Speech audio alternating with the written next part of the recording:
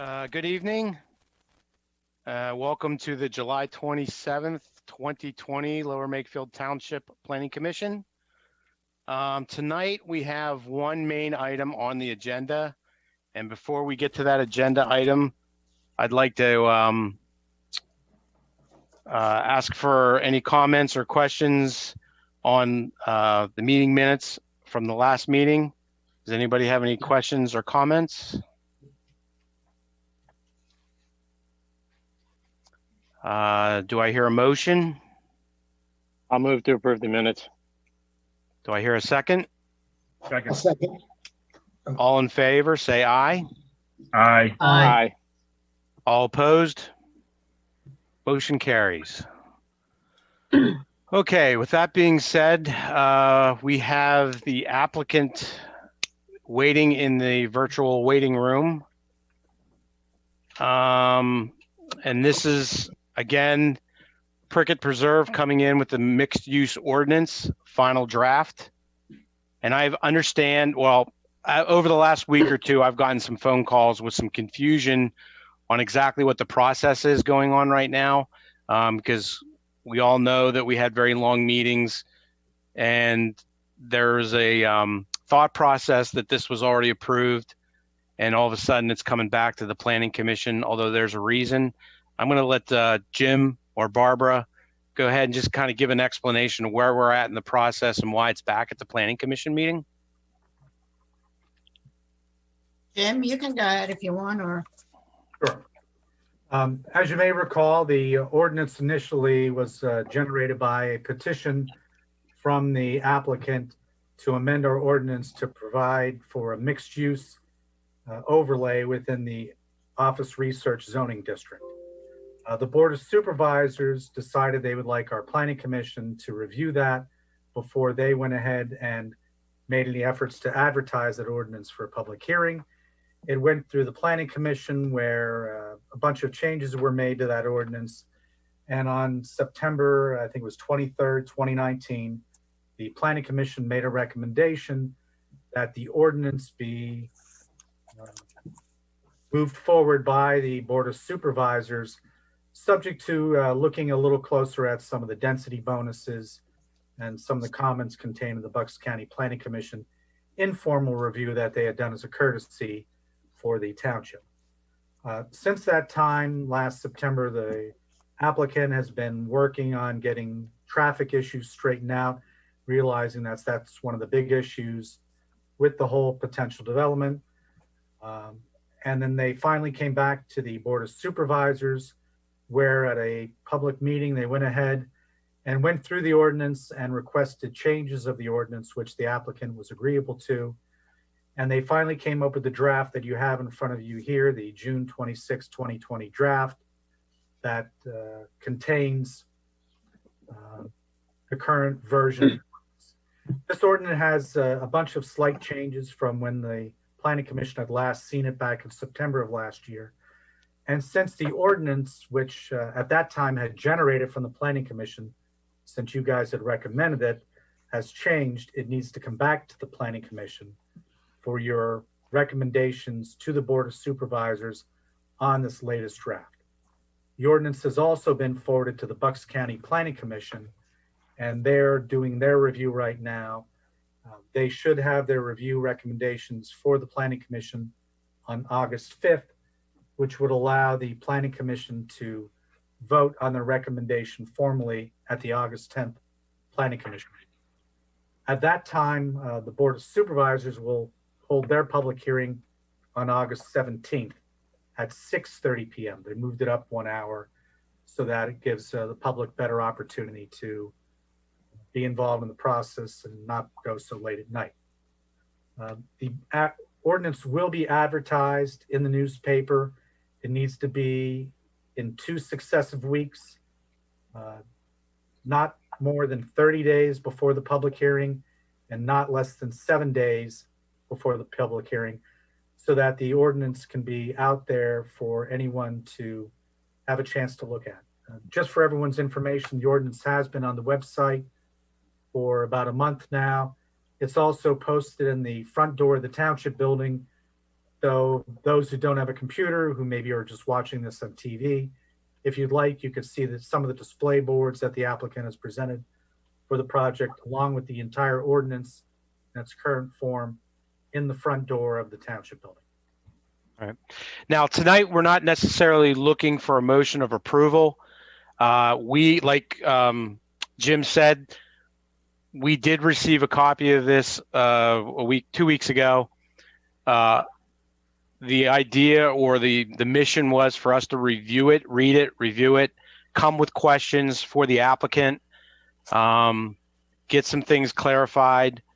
But as of right now, there's no necessary need to put it to motion tonight. I mean, anybody could put it to motion if they want to, but that's not the intent. It's more of a fact finding and presentation by the applicant, really to go over the changes from the last time that we've seen it. And tonight it looks like we have Bob and Vince, the applicant, Ken Amy, which is you're the finance guy, right, Ken? That's correct. And Chris Williams. Oh man, is that McMahon, Chris Williams? Good to see you, Chris. Good to see you in a long time. And John Kennedy, who's the planner that is the author of the document. So I don't know who's going to be presenting, leading this team. Vince or Bob, if you want to say something beforehand. Yeah, thank you for the opportunity. Bob and I are here. I represent the commercial side of the development, mixed-use development. Bob represents the apartment side.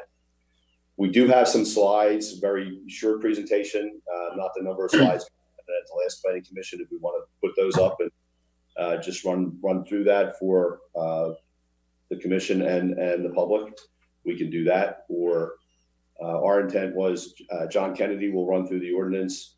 Chris Williams will run through the traffic improvements that are proposed. Ken Amy will handle the financial presentation and then turn it over to the board for any questions or comments. Okay. So are you, is your presentation loaded with the IT guys? I believe it should be. We're looking for the slides, the development slide number 1 for the IT people.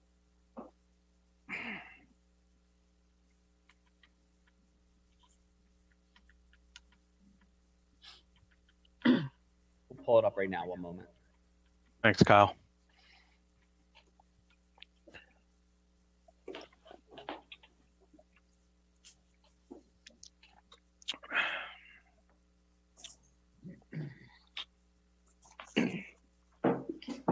Kyle, that's the traffic portion of the presentation for Chris Williams. Do you have the slide that starts Brick Observe at Edgewood, has the DeLuca, Envision, and Equus logo at the bottom? It should be a series of 5 slides. And if you can, I'll get that over to him. No, we do not have those. If you have them, you can share them from your side, but I don't have those specifically. yeah, well, I don't have them. We can probably skip that thing. Jim, you sent that to all of us, right? I have a copy. Can I share the screen and go through it? Yes. That would be mixed use, red line comparison, no. No. Revenue study, no. Mixed use overlay district, final PDF. That's the final version of the ordinance without red line. Oh, is it the PC July 13th? Is that it? No, that's the minutes. That's the minutes. Oh, that's the minutes, right? Duh. Craig, we could give a verbal description if you want, and then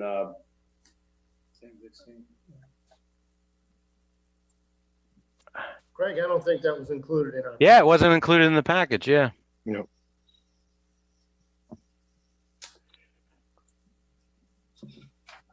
All right, go ahead, Vince. well, so nothing has changed from our presentation back last September to the Planning Commission and subsequently to the board. The proposed property is approximately 37 acres. It's at the corner of Stony Hill and Township Line Road, known as the Prickett property and the Capstone property. If you were standing on Stony Hill Road looking at the property towards 295, the right-hand side of the property is planned for 200 apartment units. A common drive entrance will divide the apartments from the commercial area that will align with the Shady Brook driveway. That driveway will be signalized, and again, Chris Williams will go through the traffic improvements. And then to the left, headed north of the site, is 55,000 square feet of mixed-use buildings in multiple buildings, a 100,000 square foot supermarket, which is Wegmans, and then the preservation, which is in the 55,000 square feet of the barn and the house. Both of those are to be rehabbed and refurbished and utilized. They anchor the neighborhood open space. The plan has a significant amount of open space, shared public areas to promote the mixed use, pedestrian friendly live, work, and play neighborhood that we're creating. And we have the slides now. So looking at slide number 1 that you're looking at, that's an overview of the neighborhood open space area. Looking to the left of the gazebo or trustled area, it would be the preservation of the existing house, and to the right would be the preservation of the barn. We show some mature trees. The township, I believe, classifies them as heritage trees. Our plan preserves those trees and incorporates them into the open space. The very top of the plan, you see the corner of the Wegmans, the proposed shopping or grocery store. And then the other buildings are will be multi-tenant buildings or single-use buildings for retail tenants. We go to slide 2.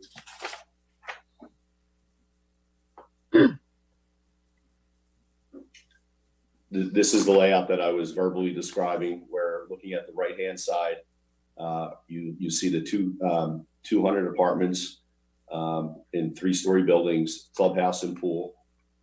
The common entrance to the site, which is signalized and as across from the Shady Brook driveway, is in the location where you now see the cursor.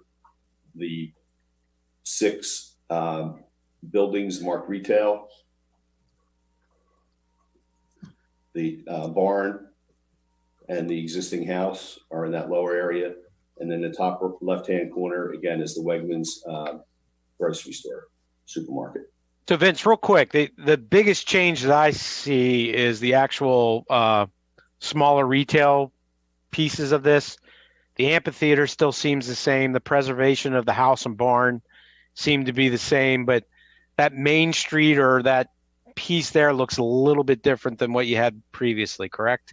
Craig, I believe it's exactly the same. We haven't changed these slides from the initial presentation. So this is what we showed to both the Planning Commission and the board for all the meetings that we were at. Yeah, because the housing and the everything looks almost. I guess I don't know. I just thought I remember that being smaller retail. Yeah, it was always been always 55,000 square feet, counting the barn and the house. Okay. All right. My bad. Okay.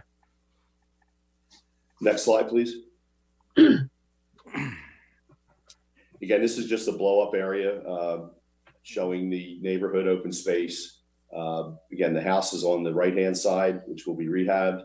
And we talked about that as being, a sole proprietor type office, maybe a management office for the park.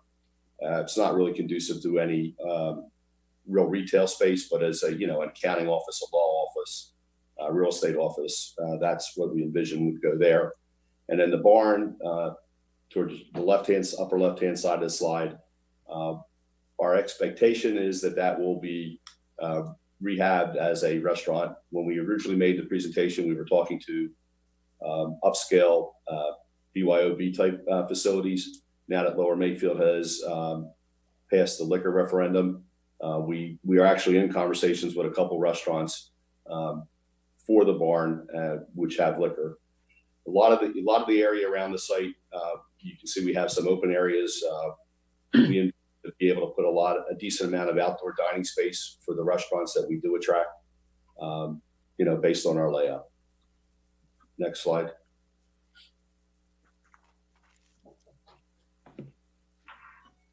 And this is just a shot of the current buildings, the historic buildings that will be preserved on the site.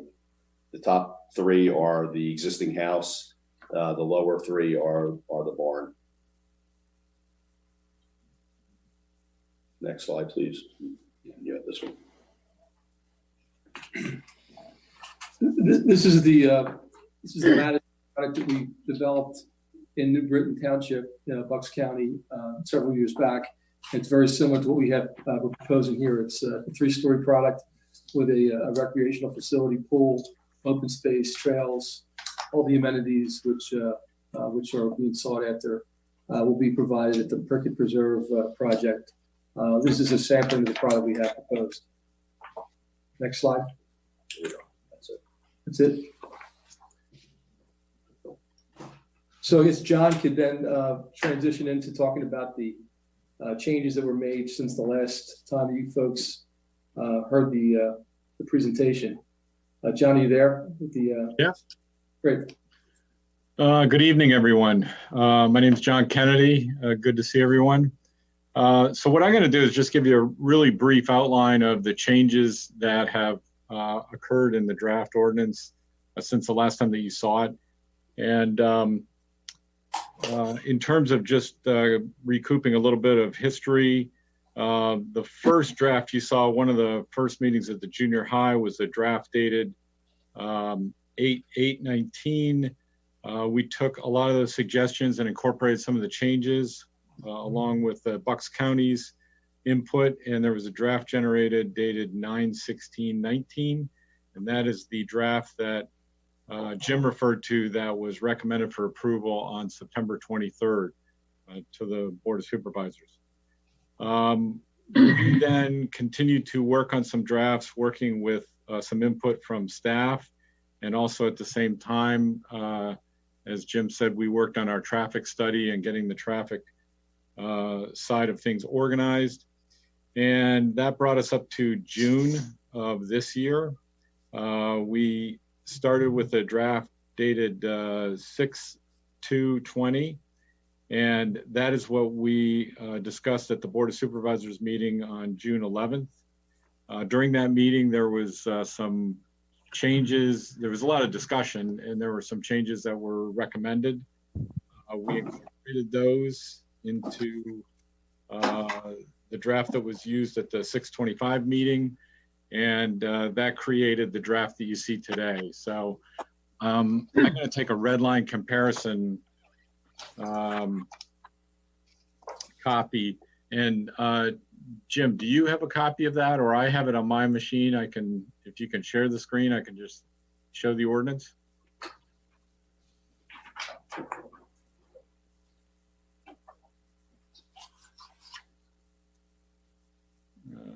Let's see, there we go. Okay.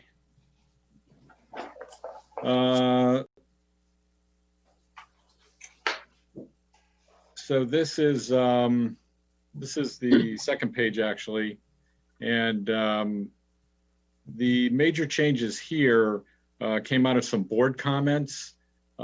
Basically, that was 2 of the uses were made into conditional uses. Commercial recreation that you see here, and then also drive-thrus were moved into a commercial recreation category. We also did make some minor changes with large retail store that I'll go over in just a minute.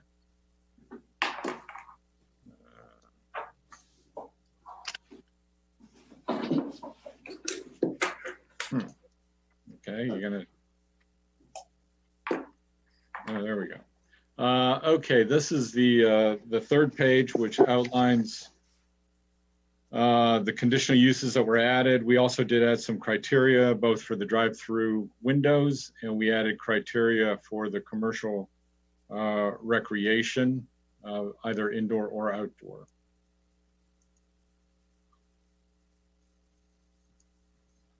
On page 4, you'll also see some small cleanup items that were used, that were added. Right here's one of the examples. They were pointed out, and so we did do some cleanup work. This is on page 4, one of the other changes that is significant, we were asked by staff to increase the neighborhood open space and just kind of clarify what it is. And that's what this does. We increased it from 10% to 15%. And then we just had some more cleanup on that page. On page 5, this has a series of changes that were some were asked by the board, some by staff. One of the things we were asked to do was to fix the impervious coverage ratio as opposed to allowing bonuses for that. And so we did agree to fix it at 65%, which is what the underlying OR zoning has and allows as the impervious coverage. So that's one thing that was changed. You'll see a number of these changes throughout the balance of this that are in response to that. We also were asked to make a change in the maximum amount of clearing. We still do have bonuses for that, but that changed to 50%. So John, if I could just because before I forget, I wanted to just bring up this point. Okay. So I did some quick math, just like if you took the maximum, I noticed that the maximum floor area ratio was bumped to 40%. That whatever. Yeah, that actually was a typo. That's why that got corrected. Okay, but because I used that 40 and looked at the parameters of 5 per 1,000 parking, the setbacks, and you started going through all these different scenarios, and it kind of doesn't work. You know what I mean? To a certain point, with the change of the open space to 15%. So the plan as it is now, it still works within these parameters. It does. Okay. It does. Now, admittedly, the ask to increase the neighborhood open space from 10 to 15%, that was a big one, quite frankly. Right. And the other thing too is, like, on the plan, there's not a big circle that says this is open rec, and you know what I mean? So, obviously we could consider what the amphitheater, and you can kind of guesstimate, but what I was trying to get at is just make sure that there's an understanding, or we meet that requirement, that if it's been bumped to 15% and the plan doesn't change, and the plan hasn't changed, do we still meet that? We do. And it is, you are right. It's things like the amphitheater. It's also some of the really wide sidewalk areas where there'll be, so like a walking path type thing. And exactly. Also, walking path itself actually is one of them.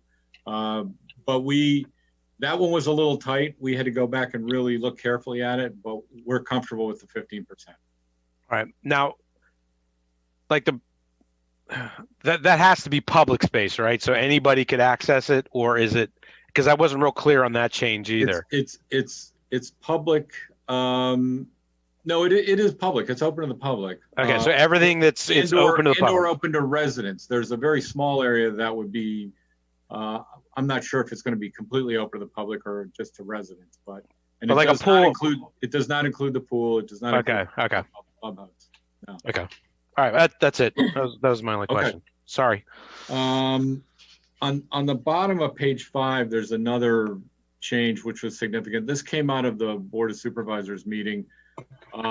They had asked for a maximum size for a footprint of a commercial building, with the exception of the supermarket.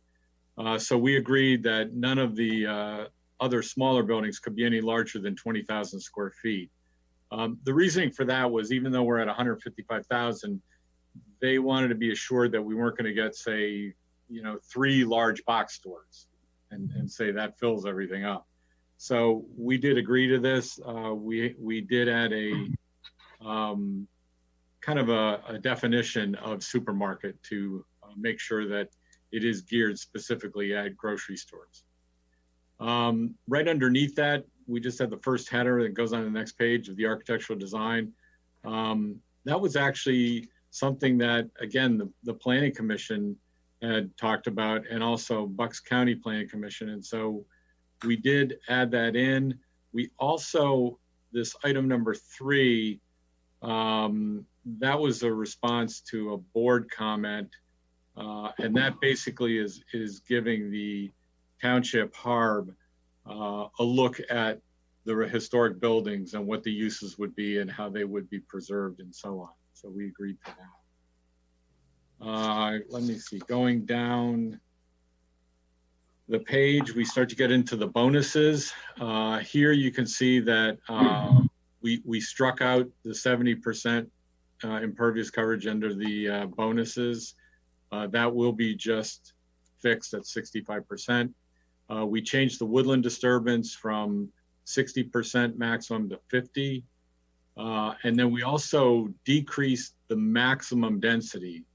And that is the maximum you could add on. It was 3.5, now it's 2.5. The bonuses underwent some change. Mostly it was tweaking. The bonuses, obviously they all had stricken the ability to add impervious coverage. That's common to all of them. We also generally reduced many of these bonuses, the actual numbers. Some of the bonuses were, some were eliminated, some were, they just kind of got reshuffled. I think alternate energy got, yeah, that one got completely eliminated. So these had a lot of discussion. Any of you who tuned into the Board of Supervisors meeting would know that these really had a lot of discussion associated with them. And then moving on to page 8, that is all cleanup on page 8. And on page 9, we did have this retail store large. That actually is not necessarily directly connected with our project. However, in the process of looking at the square footage limit in the various definitions in the ordinance, a typo was discovered in this. And so Jim asked if we could just include that in this amendment to correct the typo. Missing the semicolon after the word super. That's right here. We added the semicolon. That would potentially change the meaning of it. And it turns out when they codified the ordinance back in 1990s, they messed it up and left out the semicolon. And then the last thing was just adding in provisions for signage and tying the residential sign to the current residential sign standards and or residential portion, and the non-residential portion to the commercial standards. These are all references to the existing sign standards, and we're not proposing any changes to them. We're just adding the reference to the MU district, that's all. And I think that, yeah, that is basically all of it. Those are all the changes that have occurred since you all last saw this.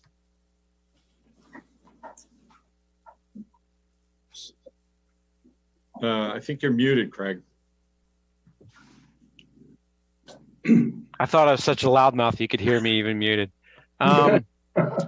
So does anybody on the board have any questions before we get into traffic? Just on this, I mean, basically what I gathered from the changes is everything actually became a little bit more restrictive than when the Planning Commission saw it last. So, you know, and I personally don't have any objections, with one exception is to make sure that they meet all these things that were changed, because they do seem to be more restrictive. But that's just my 2 cents. Anybody else want to comment or have any questions before we get on the traffic? I guess. Go ahead, Tony. Go ahead, Tony. We'll go. I'll just, I'm going to go member to member so we don't talk over each other. Tony, why don't you go first? You have any questions or comments? Just 2 brief comments. One was on page 3 under section B1B with stacking lanes for drive-through banking. I guess with the most recent COVID-19 pandemic, and a lot of the banks right now don't have their lobbies open, so they're relying on drive-through. And one of the things I've noticed, at least at the bank that I go to, which is PNC, they don't have enough stacking for cars that are waiting to be serviced by the teller. So I'm just wondering if this is really enough stacking, 6 cars. I guess my comment would be, you are right that during the COVID-19 health emergency, drive-throughs are experiencing greater than normal use. I don't know that we necessarily want to pave more area to deal with that. I would hope that that is not a permanent condition. However, all of these standards actually exist in the ordinance right now. That's where we took them from. They're drive-through and drive-in standards that exist in the various commercial sections of your existing ordinance. Well, it does say minimum of 6, right? That doesn't, right? Didn't that say minimum of 6? That is true. Well, the other thing to keep in mind, this is a conditional use. Right. And Yeah. with any conditional use, the township does have the right to Put conditions on place it. conditions. And so, for instance, if because of the nature of the use, maybe the nature of the bank, for instance, if it was really thought that you needed an extra car for stacking or something, or an extra 2, that could be done in the form of a condition too. Right. Right. Because the drive-through is going to be scrutinized no matter what under a conditional use hearing. Right. And if the conditions are changing in the future, hopefully the board understands that and, it'll be accommodated. So good question, Tony. Okay. Next question I had was about, or next, not necessarily a question, but more or less a comment, was about the parking standards on page 8 and the size of the perpendicular parking spots. It's talking about a minimum of 9 to 18 feet. In this day and age, vehicles, I know the ordinance permits it to be that size existing right now, but vehicles are getting bigger. And, we've got some bad experiences locally, anecdotally, in some supermarket parking lots. And I would think we'd perhaps want to consider a wider parking size. Not necessarily longer, but perhaps wider. Well, I think we all know that it's the ShopRite that has, I think they're 8.5s, aren't they, Jim? At ShopRite? I believe they're 9s. They have the double stripes though, which effectively make them 8.5s. Yeah. Okay. The illusion that they're 8.5, but they're actually, they are frustrating at times. I will admit. And, just the point is vehicles are getting wider and wider. And when you're in a supermarket, people are opening and closing their doors all the time, going in and out. And it's the one place where you probably, if you're ever going to require a wider spot, that's the place where you want it. Right. But, I go back and forth on it as a planner, because then, you start widening the spaces, then you kind of shoot yourself in the foot by, maybe unnecessarily increasing impervious coverage, because they have to get the same amount of spots, because we're telling them they have to get 5 per 1,000. So I don't know. I would also say that a thing to consider on that, I talked to my friends about this. It's not just me. Like, I talked to a bunch of people about it. It's not just the width of the spaces. It's the width of the lanes that you're driving in that makes it harder to get into the narrower spaces. Right. So I'm not necessarily sure that those are too narrow, but they're too narrow with the lanes that they're given to drive into and turn into. Does that make sense? Yeah, no, it makes perfect sense.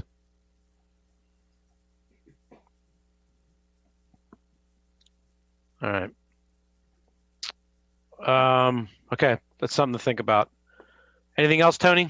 Not on the ordinance right now. Okay, great. Ross, you have anything? Questions, comments? Yeah, just a quick comment or question on the drive-through restaurant and its move from the conditional use to the permitted use, and just a request for a refresher as to that move, the history of that move, as well as to ask the other board members if they have a concern about that as well. It moved from being a use permitted by right to now being a conditional use. Right. So it actually takes an extra hearing to do a drive-through. But if interjection, if those two conditions are met, with respect to the stacking lanes and not interfering with pedestrian movement, would those necessarily be the only two things that would be required? No, you still have to go to the supervisors and get a conditional use regardless of what they meet, right? Yeah, can I interject? You Because sure can, Barbara. This was an issue that came up with the supervisors. As I explained to them, under zoning law, you have uses permitted automatically by right. You have uses permitted by special exception, which means they're permitted by right, but subject to meeting certain criteria and conditions. A special exception is generally heard by the zoning hearing board. The governing body can reserve the right to hear special exception zoning variances requests, but they're termed conditional uses. So these are uses permitted by right. They have to meet certain criteria, and the Board of Supervisors sits as the governing body hearing the application as opposed to the zoning hearing board. So depending upon the locale and the way, lighting is or noise impact or the configuration of drive-through service, certain other conditions may be imposed if they're inclined to grant that request. And I'm just going to add one other thing. There actually are 4 different criteria that need to be met. And the 4th criteria, which is D, is very broad. And that actually provides the township with, I think, significant leverage in terms of the actual design of the drive-through itself. And if I may, Craig, that actually was comment number 1 in the Bucks County Planning Commission comments when they looked at this informally last year, that they were concerned that having a drive-through sort of conflicts with the idea of a pedestrian-friendly mixed-use type of development. And that we changed that from a permitted use to a conditional use, with the 4th criteria, B1D, being the critical thing, that it's in a suitable location that's consistent with the goal of having some pedestrian movement around the development, so that this thing, if it is put in the development, isn't located near the open space where you want people to sit around and enjoy it, so they don't have cars with their engines idling while they wait to go through the drive-through, or they're not jumping in and out to go to a bank right next to where you want people to walk around in that little plaza area. And so that's why we have that last item about not interfering with pedestrian circulation or the use of neighborhood open space. And that addresses the Bucks County Planning Commission. Right. I apologize. I was looking at a red line that seemed to have a strike through in the conditional use drive-through, and I see in the clean copy that was not accurate. So yeah, I apologize. We did have a comparison version that actually reversed them.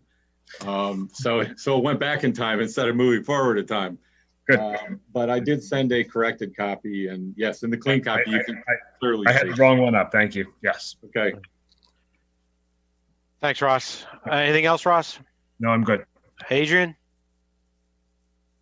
Yeah, I'm kind of on the same page where you are, Craig. Like, everything here seemed to go in the direction of whatever feedback we gave them in the fall. It made it more restrictive. I'm actually just not being as experienced as you. I would think that, doesn't this document sort of force them into these rules? Like, I'm not sure what the concerns are. I'm not sure I understand what the concerns are of not being able to meet them. You worried they're going to come back for variance requests at some point? No, I just want to make sure that, I was trying to, I thought the site plan changed. Things got more restrictive, yet the site plan still carried. So I'm just saying, hey, you guys make sure that even though it's more restrictive, that your site plan's still good. That's all. Okay, all right. Yeah. So on our townships, and we're covered. We have a more restrictive ordinance than we thought we were going to have last fall. Right. And and that controls what they're able to do. If their plan doesn't meet it, they have to fix their plan. They can't just go past the ordinance anyway. Correct. Right. Correct. Perfect. We have one more. Dawn. Oh, I'm sorry, Adrian. You done? You have any other questions? Yeah. That was all I had. Yep. All right. Thank you. Dawn. Yeah, just the with respect to the the drive-throughs, if they meet those criteria, which seems to be a little bit more restrictive now than what I initially had heard, then this seems better, I think. Okay. All right. So I guess the next presentation, Vince, is traffic. Yeah, Chris Williams for traffic. Let's get it on. Chris, you're up. Good evening, everybody. I'm Chris Williams with McMahon Associates. There is a traffic presentation that was inadvertently loaded up earlier this evening. So if we could bring that one back up.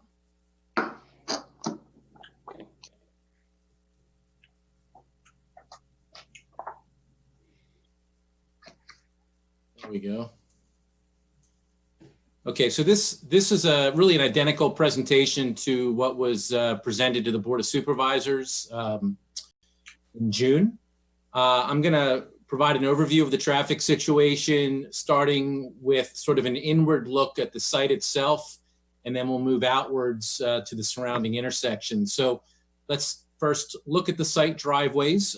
This graphic it's a slide showing the frontage along Stony Hill Road.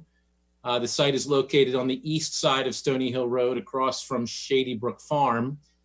Total frontage, we have 2,825 feet of frontage. We're proposing a total of 4 driveways to serve the site. However, only one full movement driveway. On the right-hand side of the slide is a full movement driveway located opposite the Shady Brook Farm driveway. And a traffic signal is proposed at that location. Also, this driveway will provide a left turn lane and a right turn lane along Stony Hill Road for access into the site, as well as a left turn lane into Shady Brook Farm. The other 3 driveways all provide limited turning movements. The 2 driveways north of or to the left of the main access are both right in, right out driveways. And a right turn lane will be provided along northbound Stony Hill Road to turn into the site at those locations. The final driveway at the left edge of the slide or at the north end of the site is a right in, right out, left in driveway. This access will provide a left turn lane on southbound Stony Hill Road for access into the site and a right turn lane on northbound Stony Hill Road. So I should also mention that the 3 unsignalized driveways will have, those restricted turning movements will be controlled with concrete islands to physically restrict those movements. Also, I should mention Stony Hill Road is a state road, so that these driveways will have to be reviewed and approved by PennDOT for issuance of a highway occupancy permit. Also, as shown along the site frontage, it's in a faint beige color, is a pedestrian path which runs along the length of the frontage along the east side of Stony Hill Road. And if we can turn to the next slide. So this slide shows the site frontage extending to the south along Stony Hill Road, and then at the intersection with Township Line Road, Stony Hill Road turns and heads east. So the frontage, again, it's all Stony Hill Road, but it makes a 90-degree turn heading eastward. As shown on this slide, that path, which is shown in a faint beige color, it extends along the Stony Hill Road frontage to the intersection with Township Line Road. As part of this project, we are proposing a pedestrian crossing across sort of the 90-degree bend in Stony Hill Road to connect over to the south side of Stony Hill Road. And at that point, the path will intersect with an existing path that runs along the south side of Stony Hill Road towards I-295. Today, there is that existing path, but it terminates today at the bridge crossing over I-295. But if we can turn to the next slide. So this slide shows road improvements to continue the path over the I-295 bridge. So in this case, Stony Hill Road is running west to east. On the left side of the slide, there is a path. It's an existing path along the south side of Stony Hill Road. Where that existing path intersects with the bridge over I-295, we are showing a continuation of an 8-foot path running along the south side of Stony Hill Road over I-295. And then once that path crosses over I-295 to get to the east side of the bridge, the path will continue as a new sidewalk that would continue east towards Edgewood Village. And that new sidewalk that's proposed will connect with the recently constructed sidewalk, which was constructed as part of the Artist project, the senior living development. Also, this shows on the left side of the slide, you'll see a green landscaped median in the center of Stony Hill Road. So what we're showing is a widening of Stony Hill Road to provide a landscaped median within Stony Hill Road. The purpose of this is to change the character of Stony Hill Road, to let motorists know it's a gateway indication for motorists, to let them know that they're, first of all, that they should be slowing down, traveling at a slower rate of speed. And it's a gateway or sort of a welcoming feature to let motorists know that they're entering the Edgewood Village area, excuse me. So again, Stony Hill Road in this situation or in this location is a state road. So all of these improvements will have to be reviewed and approved by PennDOT. And we have had some initial meetings with your township traffic engineer about this as well. And in fact, the improvements have evolved to some degree based on input received from your township traffic engineer. So if we can turn to the next slide.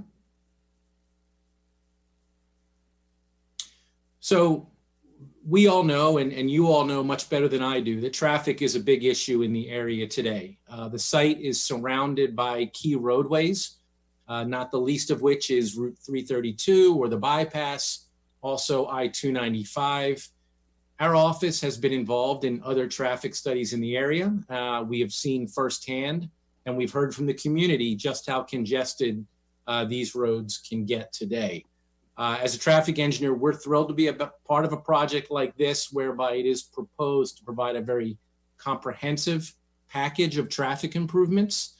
Again, we've heard loud and clear. We've had ongoing discussions with township staff and with your traffic engineer, and we've heard loud and clear just how important it is to solve the traffic problems. And so through a series of traffic studies and ongoing coordination, we've developed a very comprehensive package of improvements, the cost of which is approximately $6.5 million worth of offsite improvements. That does not include anything on site, does not include the access improvements, does not include the pedestrian path improvements that I spoke of. These are all offsite improvements. So what exactly are these improvements? So we've all seen and we've heard about the congestion along the bypass traveling east and west to and from I-295. And near the site, the intersection of the bypass and Stony Hill Road experiences congestion on a regular basis. So as shown in the upper left corner of this slide is the intersection of the bypass and Stony Hill Road. It's a signalized intersection. The existing lanes are shown in black. So today there are 2 eastbound through lanes and 1 eastbound right turn lane. And in the westbound direction, today there are 2 through lanes and 1 left turn lane. As part of this project, as part of this development, it is proposed to widen and improve the intersection to add the additional lanes that are shown in yellow. So it's proposed to provide a third eastbound through lane and a second westbound left turn lane. So there'll be 2 lanes for traffic turning left from the bypass onto Stony Hill Road southbound. And there'll be a total of 3 lanes for traffic traveling eastbound on the bypass, traveling towards I-295. In the upper right corner of the slide is the intersection of the bypass and the I-295 westbound ramps. Today, more so pre-COVID-19, but today there is daily congestion exiting the ramp with the heaviest movement turning right to travel westbound along the bypass. This congestion causes a regular backup of traffic, which can extend down the ramp and onto the main line or towards the main line. At the off-ramp today, at the signalized intersection with the bypass, today there is a single exiting left turn lane and a single exiting right turn lane.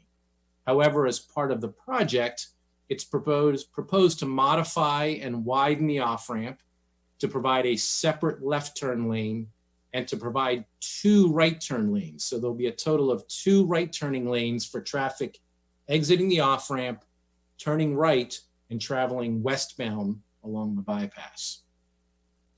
Also at the bottom of the slide is the signalized intersection of Stony Hill Road and Township Line Road. So this intersection actually operates well today. However, as I'll get to in a moment, as part of our traffic study, we've identified the need for an improvement at this intersection. What's necessary are signal timing and operational changes, and specifically a right turn phase for traffic traveling westbound along Stony Hill Road, and then making the right turn movement to head north on Stony Hill Road towards the bypass.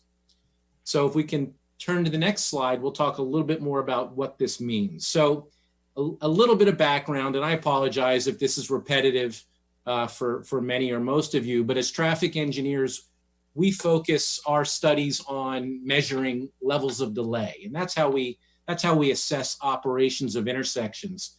We focus on the worst hours of the day when traffic is heaviest. And in this case, we're focused on the peak 60 minutes in the morning and the peak 60 minutes in the afternoon. So these are the commuter rush hour periods.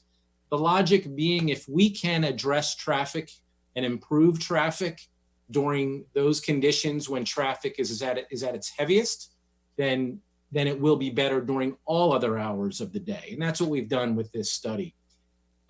So what we do is we measure the level of delay that's experienced at the intersection.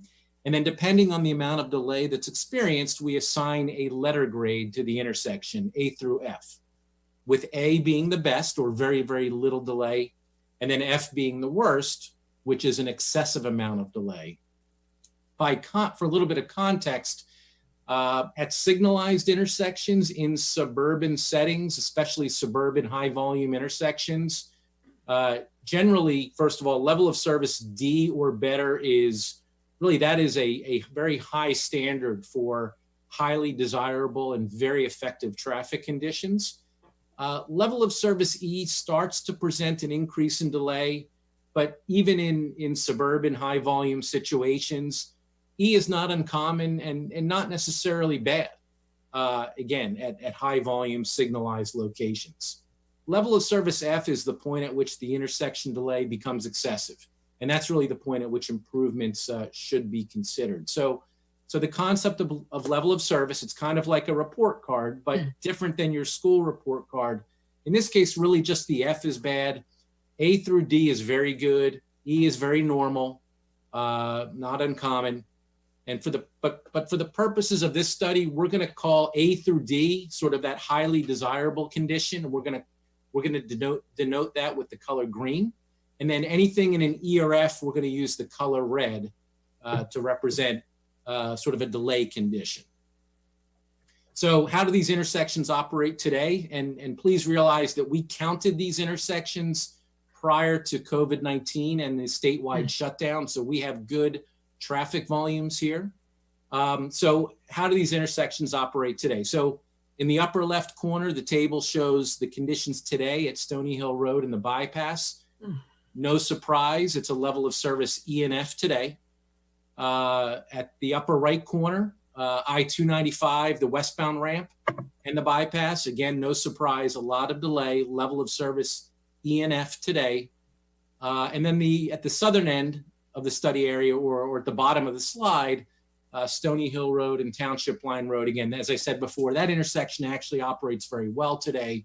It's operating at a B, level of service B, which is shown in green. So let's go to the next slide. And hopefully what I've just presented sort of rings true with all of you. You all drive these roads and intersections much more than I do. So now let's take a look at how these same intersections are going to operate in the future, even if the Prickett property does not develop. So for the purposes of this exercise, we're looking at conditions in the year 2028, which includes anticipated traffic growth, but it does not include the development of the property. So it does not include the traffic from the mixed use development. So this is what's going to happen in the year 2028 if nothing else changes except normal traffic growth occurs. So no surprise if we do nothing, but if normal growth occurs, Stony Hill Road and the bypass and the I-295 ramp will just get worse. They will be a worse ENF. The delay will only increase.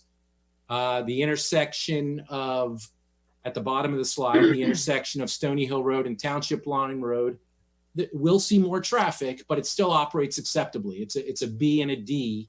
So it's still operating with that highly desirable, very effective traffic condition as shown in green. So again, no surprise if we do nothing, but if traffic grows over time, delays will increase, conditions will worsen. So now let's go to the next slide. So this slide shows what happens at these same intersections if we've got existing traffic, we've got our background traffic growth, but now we're also adding to it the traffic from the Prickett Preserve project. So we're adding all of the traffic from this mixed use development, but we're not including any improvements. So this is how these intersections will operate with the traffic from the development, but without any attempts to mitigate traffic conditions. So again, no surprise if we add the traffic from the development, but if we do nothing else in the way of improvements, we will experience worse conditions. The two intersections along the bypass will see increased traffic, we'll see increased delay, and they will both operate with worse levels of service, further degradations of level of service E and F. At the bottom of the slide, the intersection of Stony Hill Road and Township Line Road, it'll still operate fine in the morning. It'll be a level of service C as shown in green.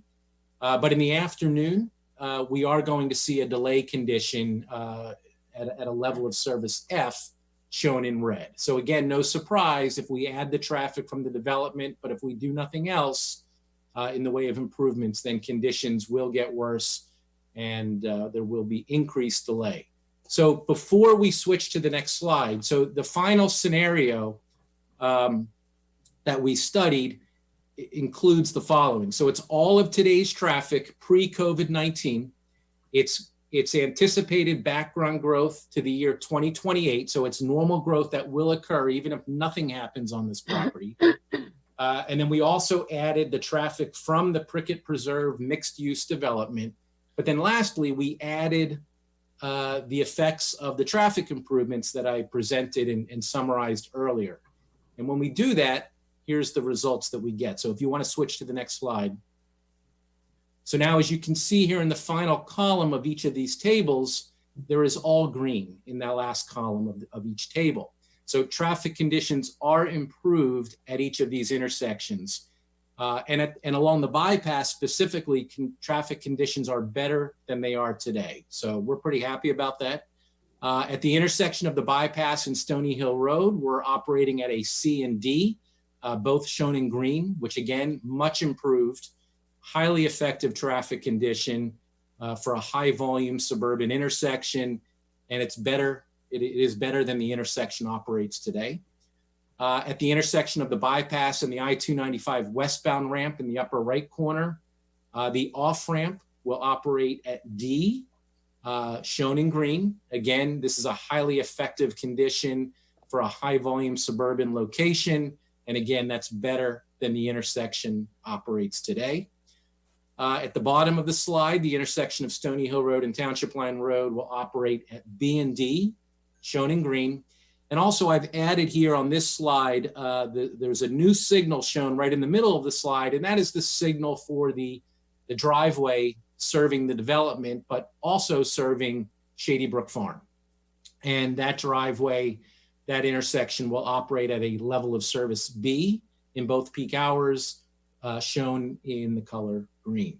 So again, in the future with normal growth, normal traffic growth, but with the added traffic from the development and with the previously described traffic improvements, we can significantly improve traffic conditions. And most notably, the critical bypass intersections will operate better than they do today, solving what we know today is a real traffic problem. So I'm almost done here. If we go to the next slide. So before I finish, I just want to explain in a little bit more detail, and this may be difficult to see in a PowerPoint presentation, but I want to go into a little bit more detail about the scope of the traffic improvement. So this is the intersection of the bypass and Stony Hill Road, with the bypass running left to right.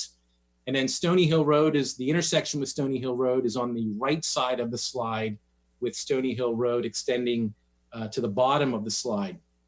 So on this slide in orange, it shows all of the road widening that is necessary to provide the third eastbound through lane and the second westbound left turn lane.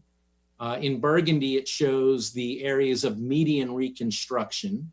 And in yellow, it shows the limits of paving improvements. If we go to the next slide. So again, on this slide, again, the bypass is shown running sort of left to right or east to west across the slide. North is up. This slide shows the continuation of the third eastbound through lane on the south side of the bypass. The continuation of that third eastbound through lane extending all the way to and then terminating at I-295. This slide also shows the extension of the widening for a second or a double westbound left turn lane on the bypass for turning left to go south on Stony Hill Road. Again, in orange is the road widening necessary for these improvements. In burgundy shows median reconstruction, and in yellow, it shows the limits of paving. And then go to the next slide, please. So on this slide, we've shifted the orientation. North is now oriented more so to the right so that we can get better positioning. But this is the intersection of the bypass and the I-295 westbound off-ramp. This slide shows widening in orange, and that widening is to provide, coming off of the off-ramp, we're showing double right turn lanes coming off the off-ramp and a second and an exclusive left turn lane. We're also showing a reconfiguration of the intersection. We're bringing the entire off-ramp into the intersection under the control of the traffic signal. So in orange, it shows the widening. In yellow, it shows the limits of the paving improvements. So those improvements, again, it's a $6.5 million improvement program for off-site traffic improvements. We've been through several discussions with staff at the township and with your traffic engineer, which has really led to where we are today. Really, that's the overview that I wanted to provide. We know we have a lot to do ahead of us with PennDOT. Some of the key takeaways are as follows, and this probably is not a surprise, but traffic conditions are a problem today. We know that, you know that. Over time, if we do nothing, whether the site is developed or not, traffic conditions will only get worse. And that's worsening what today is already a bad situation. And with the traffic improvements that I've described and with those improvements that are proposed, traffic conditions will improve dramatically. And even with the added traffic from the mixed-use development on the property, traffic conditions will be improved. And at the critical locations along the bypass, traffic conditions will actually be better than they are today. So that's all I had for traffic. All right. Oop, I'm gonna get myself off mute. Nope. Okay. So before I go into, I have a couple of questions and comments. Kyle, I don't know if you could, well, the first one I got for you, Chris, is coming out of the site, I guess on the main drive where it's signalized. If I remember correctly, you had a dedicated right and a dedicated left turn out of the site. Am I correct on that? That's correct. Yeah. So regardless of overlays or whatever happens, Shady Brook could always be developed. And I don't know if you knew this, I'm sure you do, but there's 2 months out of the year where Shady Brook's one of the biggest traffic generators of this intersection, right? So I guess the question I have is, and I was a little bit surprised when I saw this, is that there wasn't a dual left option out of the site, with one of them being a left and straight in the Shady Brook driveway. So not necessarily for now, but if the potential that Shady Brook ever does get developed, I think that might be something to consider. So, great point. And yes, we're well aware of Shady Brook Farm. It's a thriving business, and for Right. a couple of months during the year, it does generate a lot of traffic. A couple of thoughts. One, we know that when Shady Brook is generating its seasonal traffic or its holiday traffic, it's a problem there today. I'll offer that with these improvements and the addition of a traffic signal, even with what we've proposed, we're going to make it a lot easier and a lot better for traffic to get in and out of Shady Brook. Preliminarily, Craig, we're envisioning that the exit from the Prickett Preserve will have a dedicated left turn lane and a shared through right turn lane, so that traffic, if they do want to, Okay, so they'll be able to do so. But what I will offer is, and it's not a part of this traffic study, because again, our planning and our charge is to really deal with our traffic, but we'd be foolish if we didn't at least recognize the traffic from Shady Brook. So we did a little bit of a sensitivity analysis. What I can tell you is preliminarily, we can maintain this same, level of service, D or better standards, which again is sort of that desirable threshold for acceptable traffic conditions. We did sort of a rough sensitivity analysis. We could add probably anywhere from 500 to 600 vehicles coming out, or in total, in and out of Shady Brook Farm, and we're still able to achieve acceptable levels of service at this location.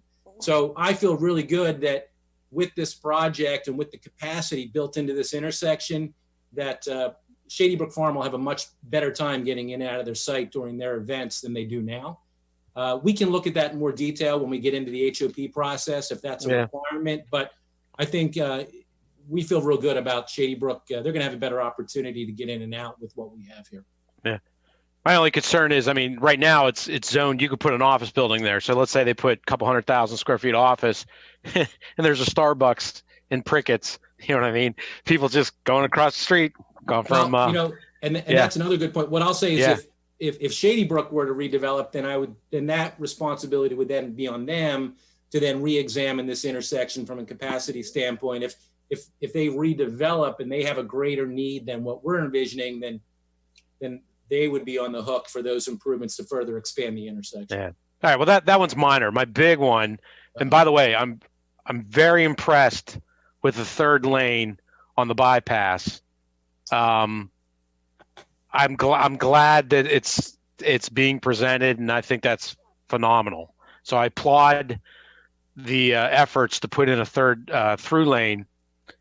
But the biggest issue is what really congests that, and of course, everybody who has a driver's license is a traffic engineer. But I'm surprised there's not a dual right going southbound on 95. I guess it's now eastbound on 295, whatever. But the traditional 95 southbound from the bypass, because if you remember, once you get over the bridge, that thing funnels down to 2 lanes at the next intersection and then 1 to the next. Traffic really, because most of them are going southbound or northbound on 95, obviously, but the congestion is everybody in the right lane trying to get on 95 South and everybody trying to cut in. You know what I mean? So now you put this beautiful new lane in, and why there's not a dual right going southbound. You're asking about a dual right leaving the bypass to go on to 95 South. Yes. So, I mean, that's something that, Yeah. Couple of things. One, we are proposing the third eastbound through lane, and Which I applaud. I love it. Yeah. And what we would envision is that third eastbound through lane would run all the way to the right turn. It would really just be a free flow right turn almost onto I-295. So we're going to extend it all the way to I-295, and it would run out as the right turn lane onto the I-295 ramp. The level of service studies that we've done thus far don't show the need for two right turn lanes in that situation. Okay. I think we're going to be fine. Okay. All right. Those are my only concerns. I'll go around the horn there. Tony, you got anything? Quick concerns, comments, questions? I guess my principal comment is I thought the proposal to essentially fix the intersection where the exit ramp off of 295 and 332 meet what had been 295 south, or had been 95 southbound. Right. 95. That I think is a great proposal. I guess the Delaware Joint Bridge River Commission has expanded that exit ramp, but then they brought it to a dead stop at a traffic light, widened the exit ramp, but then bottled it up. You're talking about unbottling and fixing a problem that the Bridge Commission created or exacerbated. So I think that's a smart move if you can do that. I'm wondering if you've had any conversation with PennDOT about that yet, and if there's anything you can share with us about that. We have not. We're scheduling a meeting with PennDOT, and we're going to involve the township staff and traffic engineer in that meeting. So we will have more information. Our goal is really to partner closely and stay in close contact with the township and PennDOT through the process. Okay, thank you. All right. Ross? None here. Okay. Adrian, it's getting dark out there. Yeah, no, I just I'm impressed that this one was a lot more thorough and touched a lot more of that area than I was thinking it was going to. So yeah, I'm impressed. As am I. Dawn, you have any questions? You're on mute, Dawn.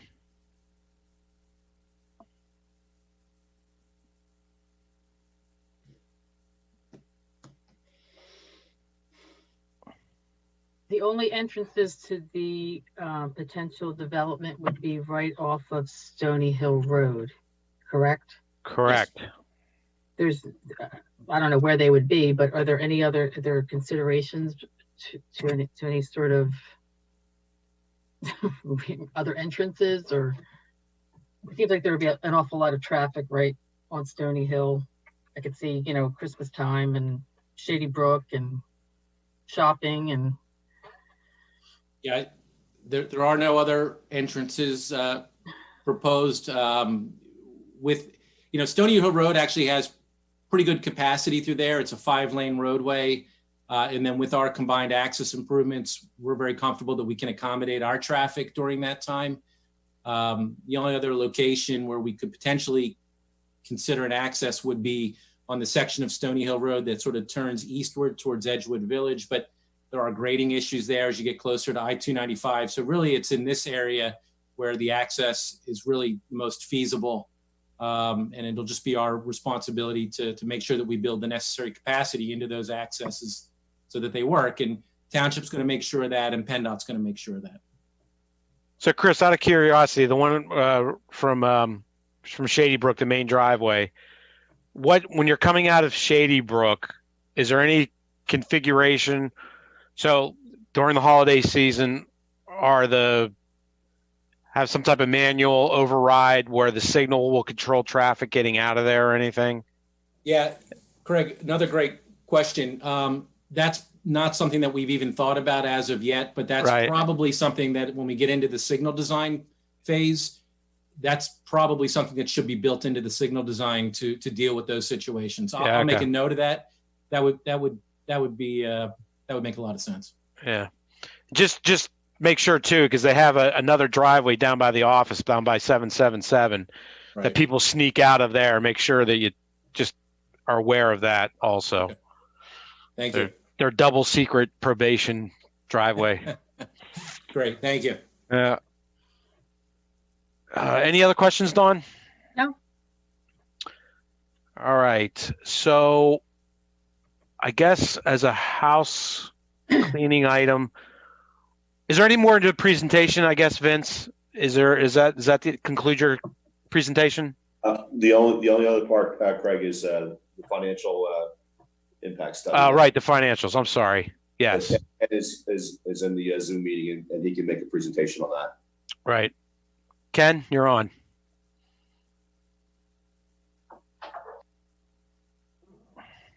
Okay, thank you very much. I know it's getting late, but I'll try to be as quick as I can here. But I want to hit all the main points. Jim, do you have the fiscal study in a position that you can put it up on the screen? I believe Kyle has that be pulled up. Oh, okay. That would be great. Perfect. Essentially, we're looking at a project which has two components, a residential component and a non-residential component. The residential use would be apartments, and it would be a total of 200 units with an even split between 1 bedroom and 2 bedroom units. The average monthly rent would range from $1,900 a month for the 1 bedroom units to $2,600 a month for the 2 bedroom units. We've taken the demographic multipliers from the Rutgers Center for Urban Policy Research Studies, which is sort of in my practice the gold standard for demographic multipliers, and using those numbers, the estimated number of total residents would be 311, and the estimated number of public school children would be 11. We've then gone on to estimate the assessed value based upon the market value of the proposed apartments, and multiplied by the common level ratio for Bucks County, which is 8.9%. We come up with a total of approximately $4.6 million for the assessed value. And then we've done similar calculations for the non-residential portion. The Wegmans will be approximately 100,000 square feet. The mixed use area, primarily general retail, but also perhaps some office, some service area, would be 55,000 square feet. And we've taken the same kinds of calculations. We've estimated the number of employees based upon 2.5 employees per 1,000 square feet, and come up with 388 employees and an estimated assessed value of approximately $4.9 million. We've then taken those numbers and we've plugged them into the tax structure for both the township and the school district. The township has a millage rate of 21.01 mils for this tax year, and using that millage and the assessed value, the real property taxes for the apartments are projected to be $96,719, and for the non-residential portion, $102,844. The township has a per capita tax based upon the number of residents over the age of 18, and that would come out to an additional $2,840. For the non-residential calculation, there is a local services tax, which is based upon $52 for each full-time equivalent employee, and that comes out to $20,176. In addition, there is transfer tax, which we have annualized based upon the likely sales potential of both of these projects over the years. We've taken that number and then we've annualized it so that everything we're looking at is based on annual projections in today's dollars. And we've come up with the transfer tax of slightly over $18,000 per year for the non-residential portion and just over $17,000 per year for the residential portion. The total estimated township revenue from both the residential and non-residential portions of the project would come out at $258,126. And that would be ongoing annual township revenue based on 2020 dollars. And then we've done the same calculation for the school district. The real property tax for the residential portion would be $782,937. For the non-residential portion, $832,522. The transfer tax is the same because transfer tax is split evenly between the school district and the township.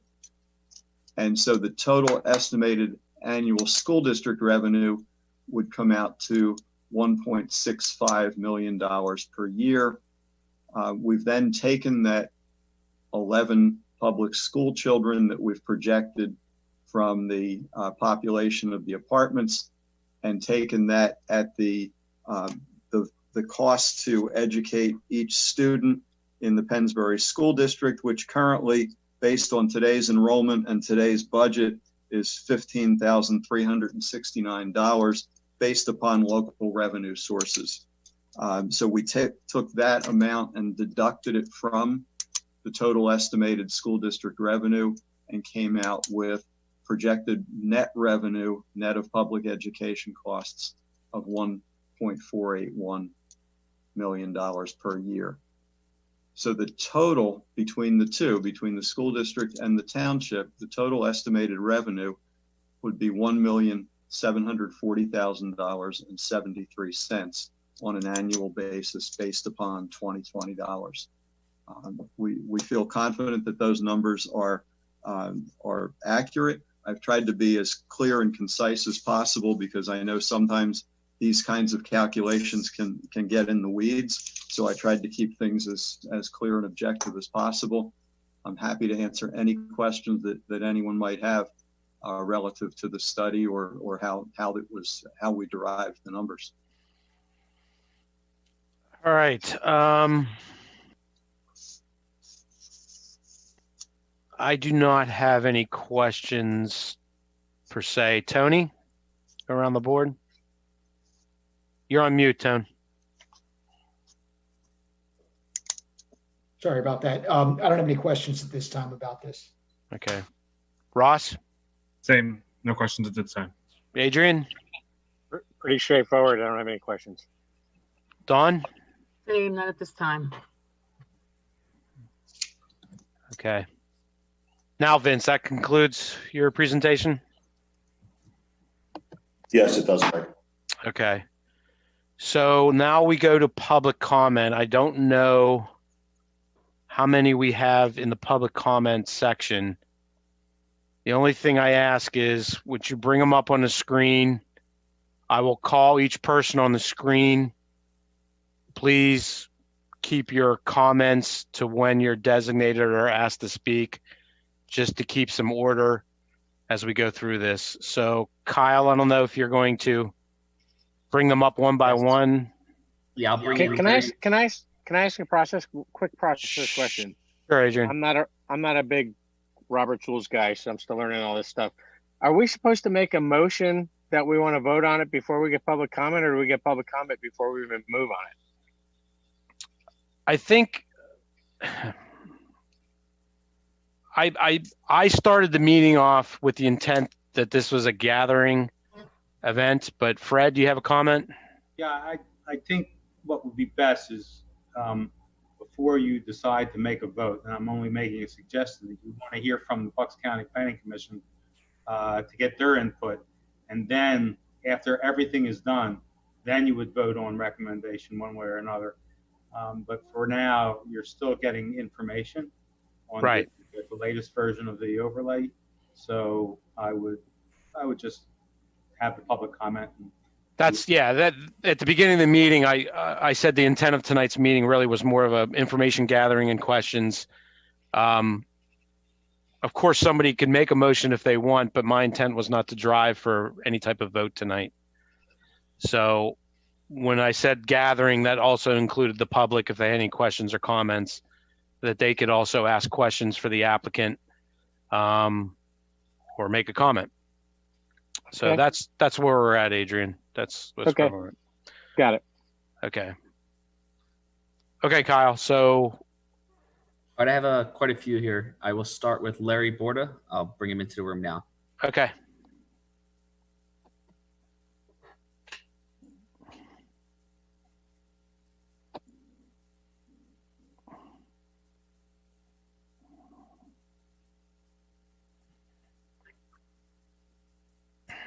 Larry, you're in the room.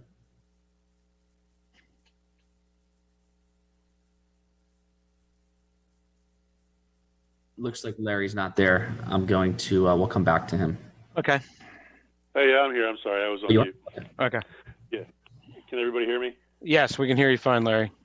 Okay, thank you. I'm going to defer comments to my lawyer, Eric Goldberg, who I understand is in the queue.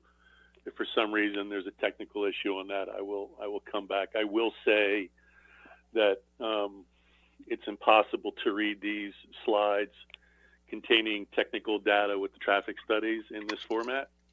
And also listening by phone, waiting to get on to the meeting is almost possible because there's an echo,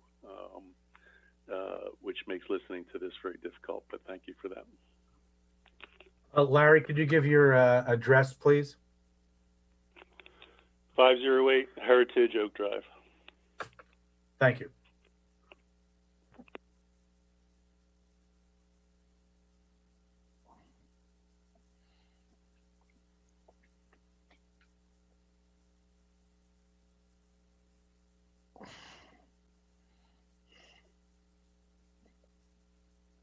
Okay, I'm going to bring in Lee.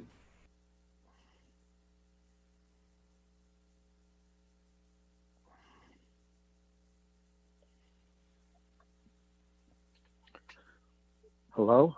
Hello, Lee. Can you state your full name and address, please? Yeah, my name is Lee Pedowitz at 247 Truman Way in Yardley. Thank you, Lee.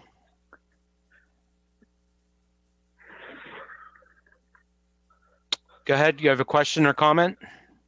Yeah, I have a couple of questions. I was listening into the board meeting at their last board session, and the developer mentioned that non-committed structures would not be built. They would only be built, would not be built until those structures were committed. And I was just wondering if the Planning Commission is aware of that, or if any decision has been made on that, because I just take a look at what happened over in Newtown when they ripped up that shopping center over there to put in new structures, and what it did to the parking and to the businesses over there. So I was just wondering if the Planning Commission was aware of that.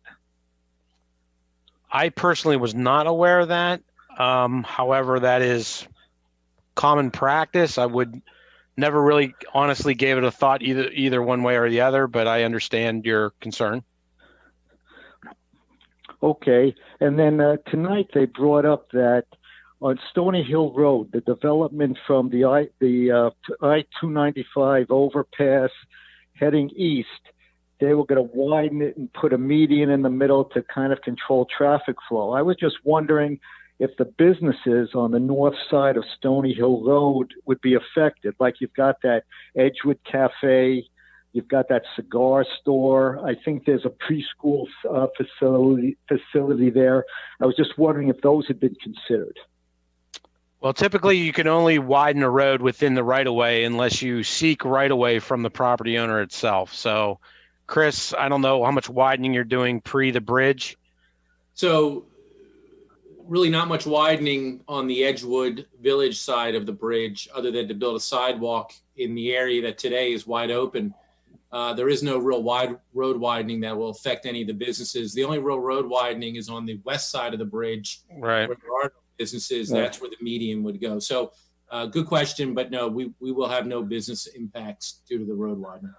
Okay, yeah, because I was under the impression that there'd be a median on the east side of that overpass, but I guess not. The other thing too, in the traffic study, there are 4 entrances to that Prickett development. Is the access to emergency equipment such as fire vehicles, has that been considered at all, or is that possibly a problem? No, that's always designed in accommodation with emergency vehicles, delivery trucks, and it is reviewed by the fire marshal, and that will be by any applicant must be assured that safety vehicles can get in and out of the site safely. Okay, those were the only comments I had. Thank you very much. All right, thank you, Lee. I'm bringing Eric Goldberg in now.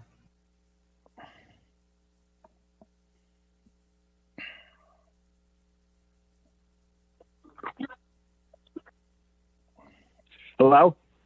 Hello, Eric.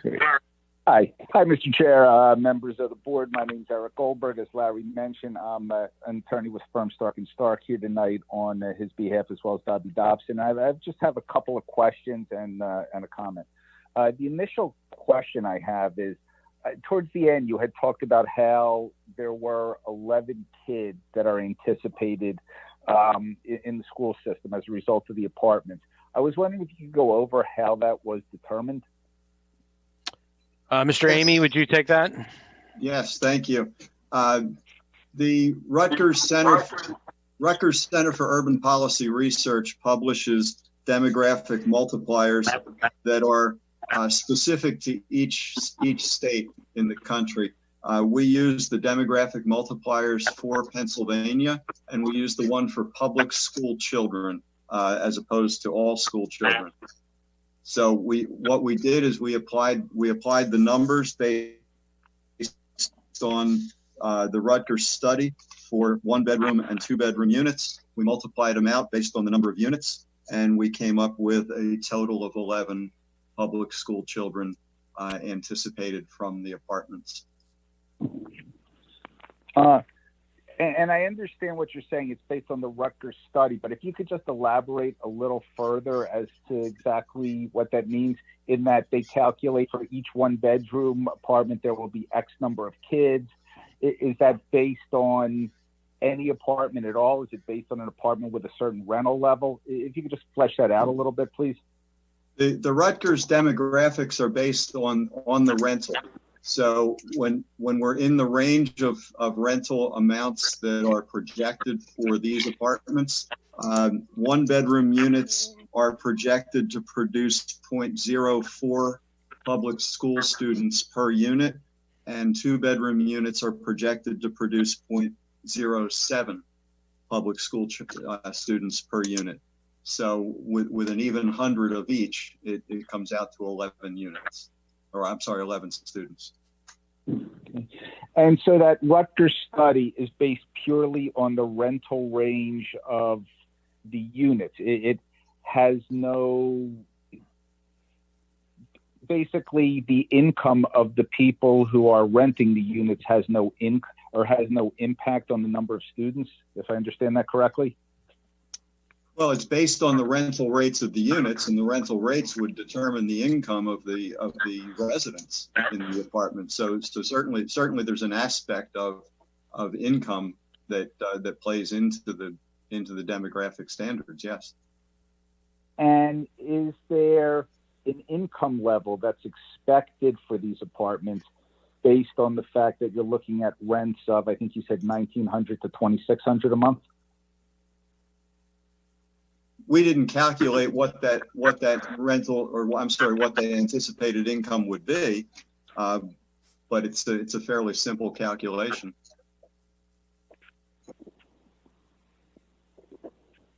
And could I ask what that calculation is?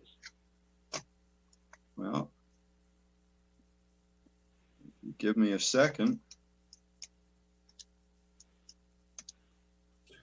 Hey, Ken, it's Bob Dwyer. Yes. then I provided that information to Ken.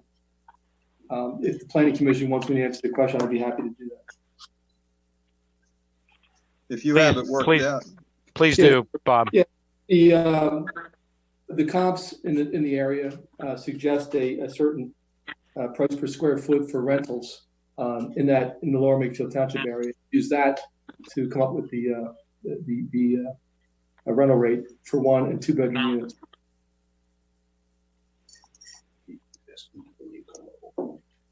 And I guess the question though is, what would that be? You anticipate these people to earn 30,000 a year, 50,000, 100,000? The average income for the residents in a place like this would be 125 to 130 in that range. That's based on our comparable project region. Good. Okay. Thank you. There was also a question, or I'm sorry, also a comment regarding 295 and how basically when you had the third eastbound lane, if I understood it correctly, that was going to basically link up to 295. Did I hear that correctly? That's correct. Okay. And when you say link up to 295, that's linked up to 295 going to New Jersey, whatever direction that would be these days? No, it's not headed. It's headed away from New Jersey. Okay, so it's the one going south or westbound or whatever that is on 295. Yeah, it's now referred to as westbound, previously southbound. Westbound, okay. Then there was also talk about Shady Brook Farm, and I wasn't quite sure if when you were talking about the levels of service, if that included the fact that Shady Brook has obviously 2 to 3 months a year where there is an inordinate amount of traffic for the holiday season, or if that was not included. So the holiday season traffic of Shady Brook Farm is not a part of our traffic study.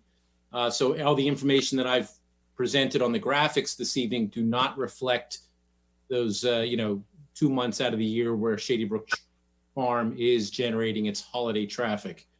But what I can tell you is we will be in a much better position going forward if and when this development occurs with all the associated traffic improvements, both on-site along Stony Hill Road and off-site along the bypass. The community, Lower Makefield at large, will be in a much better position to be able to accommodate Shady Brook Farm holiday traffic with this project and with these improvements than without. Well, and I guess that brings up the next question, which is obviously a lot of this was talking about the impact for this particular development of the 200 apartments, the 55,000 square feet of general commercial and the 100,000 square foot supermarket. But this impacts, or this overlay district potentially impacts more properties than that, correct? There are, exactly how many properties are impacted by this overlay?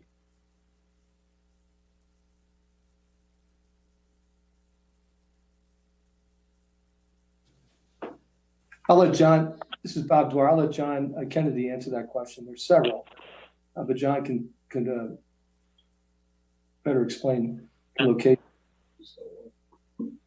Yeah, we do have a map. I don't have it on my screen here, but basically it's within a quarter mile of the historic district. And so it impacts a small handful of properties which currently are developed. It does not extend across the street to Shady Brook. So if anyone were to utilize this, the other properties that are within the mapped area would have to be involved in some kind of redevelopment. That's the next thing. But whatever. But there's certainly nothing to prevent them from redeveloping their property. No, there's not. That's correct. But I guess all of the traffic studies, all of the economic studies are predicated on them not redeveloping. That's not necessarily true. I believe what Chris said is that there was a certain amount of background growth that was involved. So there is surrounding growth, which is anticipated. Yeah, I can clarify. So we not only assume the traffic that would be generated by the Prickett Preserve mixed use project, but we also accounted for background growth and growth that will occur and growth associated and traffic associated with other land development projects that are pending or proposed in the area. However, this traffic study did not analyze a scenario whereby any and all properties that could be affected by this overlay could redevelop under this overlay. That would be really incumbent upon each of those properties to conduct their own study. Not something that we study. One thing noted on that, if I may, is that those properties are developed. So if they were redeveloped, the incremental amount of traffic wouldn't be considerable because they already generate traffic. There's already uses out there. You have an office complex on part of it, and there's also Floral Vale development that took advantage of this and redeveloped. They wouldn't generate a large amount of extra traffic beyond what's out there today. The Prickett Preserve property, since it's vacant, is really the driving force on new traffic from the entire overlay. The other parcels would be very small in relation to. But when you talk about the background growth includes other projects which have been approved or are in the process that aren't part of the overlay district. Is that correct? Yes. Okay.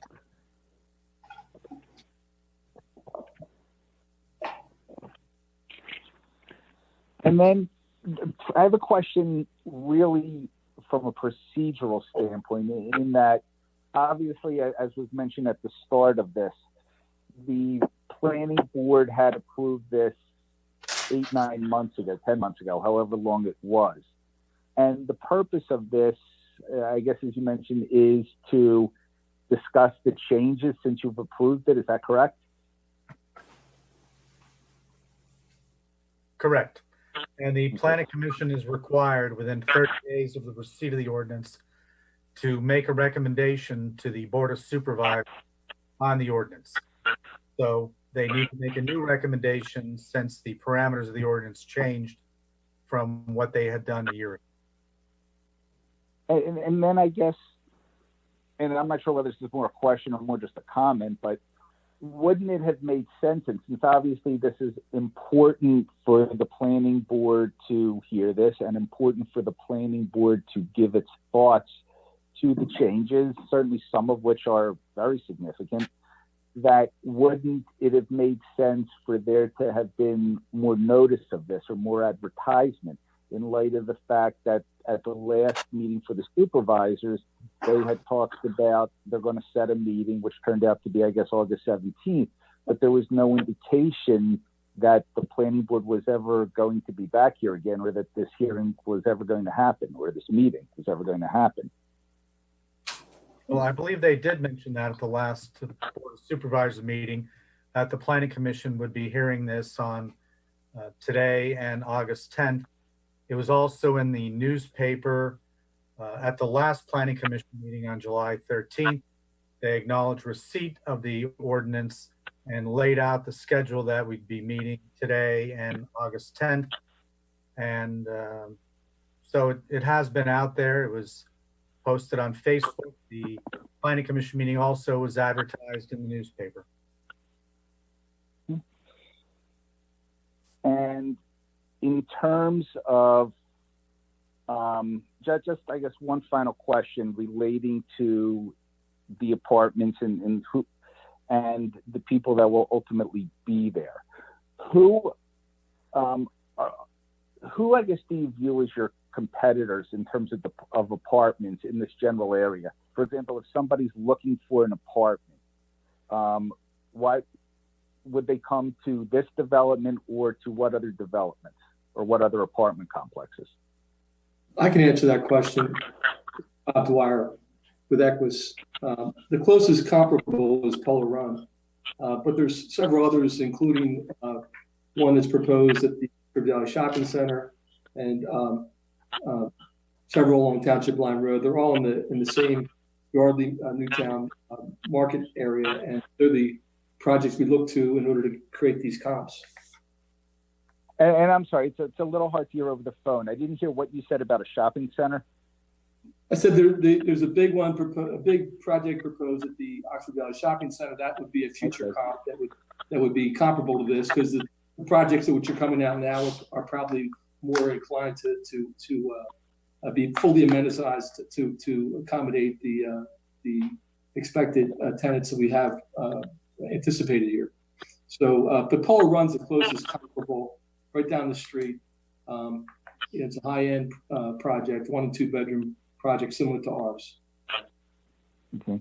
And similar rental structure?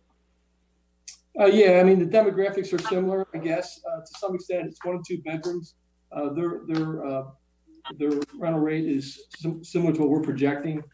We believe we'll have a much nicer product, more amenitized than what they had proposed. And it's also, this one's going to be proposed and connected with a mixed-use development. So I think we'll have an edge over them. Okay. And you had mentioned the shopping center at Oxford Valley, and you had mentioned maybe 1 or 2 afterwards. I couldn't quite hear. Yeah, there's others in the area, but they're the 2 main ones that we're looking at. Okay. Local projects that are going to be more comparable. Okay. Great. Thank you. I have no further questions. Before, Mr. Goldberg, before we lose you, still there? I'm sorry, I couldn't hear what you're saying. I said, you're still there, right? Before we lose you? Yes, I'm still here. Yeah, this is Tony Bush, and I just had a comment and or a question for you. Responding to some of your public comments, you've asked a series of questions over about 10 minutes, much of which has to do with the prospective tenants, about their income levels and their demographics. Can you mind telling the board what you're driving at? I mean, I was curious. Well, first off, I mean, I'm just looking for information, but I was curious as to the basis for their numbers. I mean, they had come up with numbers of, and I forget what they were, but I think they mentioned the real property taxes will be around $97,000, if I got that right, and how much revenue it adds to potentially the township and or the school district. And obviously some of that has to be predicated on the fact that the apartments are there and that they're viable and that they are producing, $1,900 to $2,600 in rents. And I was trying to figure out what the backgrounds were or what the basis of those facts were, or those statements were. And I wanted to try to understand what income is being produced, how they're determining school children, who their tenants are going to be, et cetera, and to see, do those numbers all jive? Thank you. Sure, you're welcome.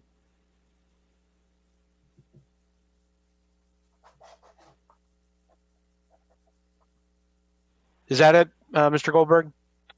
Yes. Thank you. Next, Kyle, in the.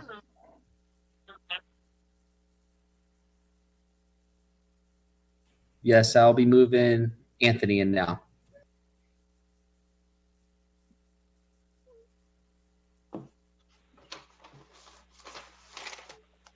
Hi, can you hear me? Yes. Can you state your full name and address, please? Sure. Anthony Biondo, 618 Brandywine Lane. I just had a comment and a question. I think a bunch of people have said it, regarding the traffic around the holiday periods, I think is something that we're concerned as residents. And I know that the holiday lights, the probably December, January time frame is definitely, traffic heavy, but also I know that Shady Brook has a Fall Fest, which is really popular. So right. that is more Very of the good point. October, October, November timeframe. So we're really potentially looking at like 4 months where we have a lot of traffic that's there. So that's the stuff that kind of concerns us in today. Like when you're driving there, that right lane as you're going up, I guess Stony Hill Road towards 322, like you can get in because the way that the police, they do a really good job of directing the traffic around there at the intersection.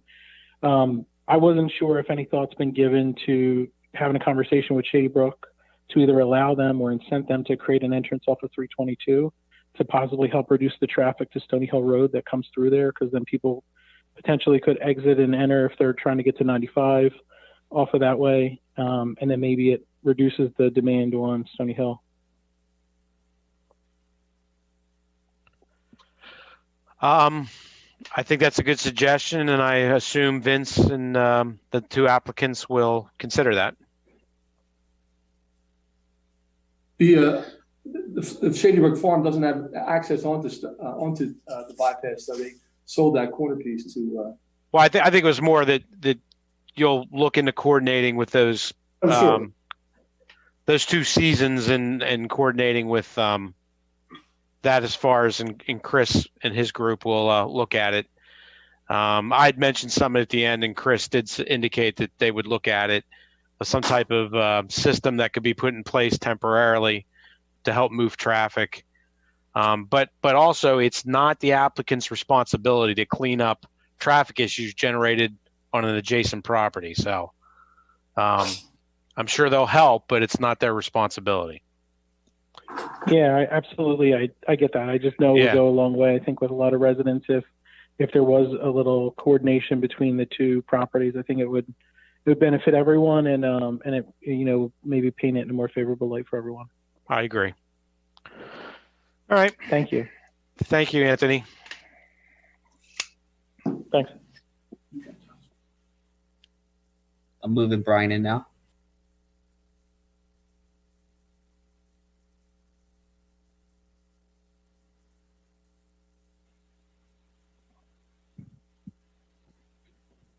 Hello, can you hear me? Hi, Brian. Can you state your full name and address, please? Sure. Brian McNamara, 1412 Heather Circle, Yardley, PA. Looking at the traffic, just want to be clear, coming 295 south into Lower Makefield, you're talking about adding an extra right turn lane to go down, I guess what you call the bypass. I call it, on the other side of that by the Patterson farm and the Torbert farm. Are you talking about widening those lanes as well? They're actually they're actually adding a lane. So right now, from Stony Hill all the way to the 95, what was traditionally the 95 bridge. Yeah. The bridge over 95. So the road will be widened with a new lane. So you'll have 3 lanes of traffic instead of what you have now, which is 2. Yeah, everything, all the improvements are west of 95. Okay, Correct. nothing on the east side by Patterson Torbert Farms. That's what I was asking. No. And Mr. Dwyer's original plans, going back a few years, he was talking about putting a walkway, a separate walkway bridge over 295. That was one of his original plans. Is that still in the plans, or is this just reworking the existing bridge going over 295? So there are no plans to put a separate bridge over 295. There is sufficient width to provide an 8-foot buffered path over the existing structure and still maintain 2 lanes of traffic. So that is the current proposal. We have had initial meetings with Township on this. We will be meeting with PennDOT on this as well. What buffers? That's from walking. So the buffer, we don't know yet what the buffer is going to consist of. Again, we're very early in this. We really haven't designed this yet fully.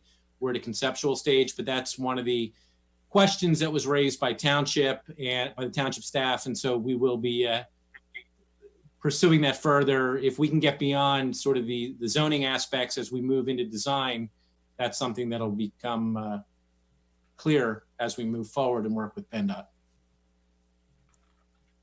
Gotcha. And then going on the values of the two set pieces of the properties here, gentleman stated that he valued the apartment side of it $55 million and the commercial side at $50 million. How did you come to the conclusion of the value of the property at those numbers? Let Kit answer. The value of the apartments are based on sales of comparable apartment complexes, and also comparison of assessed value of other apartments. And similarly, the value of the non-residential portion is based upon comparison with other similar shopping centers, and also with actual construction costs. And okay, thank you. And then we're talking about background growth. Is background growth that's being considered now the potential development for the area hospital tract, which is the corner of Township Line Road and 332? Now that liquor is in Lower Makefield now, that whole 40-acre strip there, which would fit within this overlay description because it's more than 37 acres. Would that be able to be rezoned this way? Well, I know you guys want the spot zoning just for your property, but with the background of growth, are you planning? Does that include that land being developed with bar restaurants on it as well? Because you mentioned background growth, mean developments that are in the planning. Yeah. So as it relates to the traffic study, so the rules that we have to follow in preparing a traffic study, and these are rules that are used by PennDOT and the township as well. So it's our responsibility. So this is a little bit of a distinction between sort of the overlay ordinance and then the traffic study that has to be prepared specifically for the Prickett mixed use project. So we're obligated to identify the traffic impacts associated with our project. And so we've done that, and we've estimated the traffic that our project will generate, and we've more than mitigated that impact. In fact, we're significantly improving traffic better than current conditions. However, as part of that process, we are required to take into consideration background growth. And so what background growth is it's developments that are either approved and pending or under construction in the pipeline, if you will, through the approval process. So they're known developments that just haven't come to fruition yet. And so that traffic has been factored into our traffic study, because that's a known development that is absolutely going to occur and is going to generate traffic within the time frame of our project. Anything else that might occur speculatively, 10 years down the line, we just don't know what that is, and that's not factored into our study. That they would be obligated to do their own study if and when that ever should occur. Okay, thank you. Next thing, I think that will occur within the process that's being developed. I understand it's not your responsibility at this point to look at that. Thank you for clarifying too that part of this overlay does include some of the office buildings, so that they can also be rezoned for apartment usage or big box usage as well. I couldn't get that answer from the Board of Supervisors at the last meeting. And is that how you keep this from becoming a spot zoning issue legally? Is by including those other properties, but not including Shady Brook, which is literally 20 yards away from the edge of this property?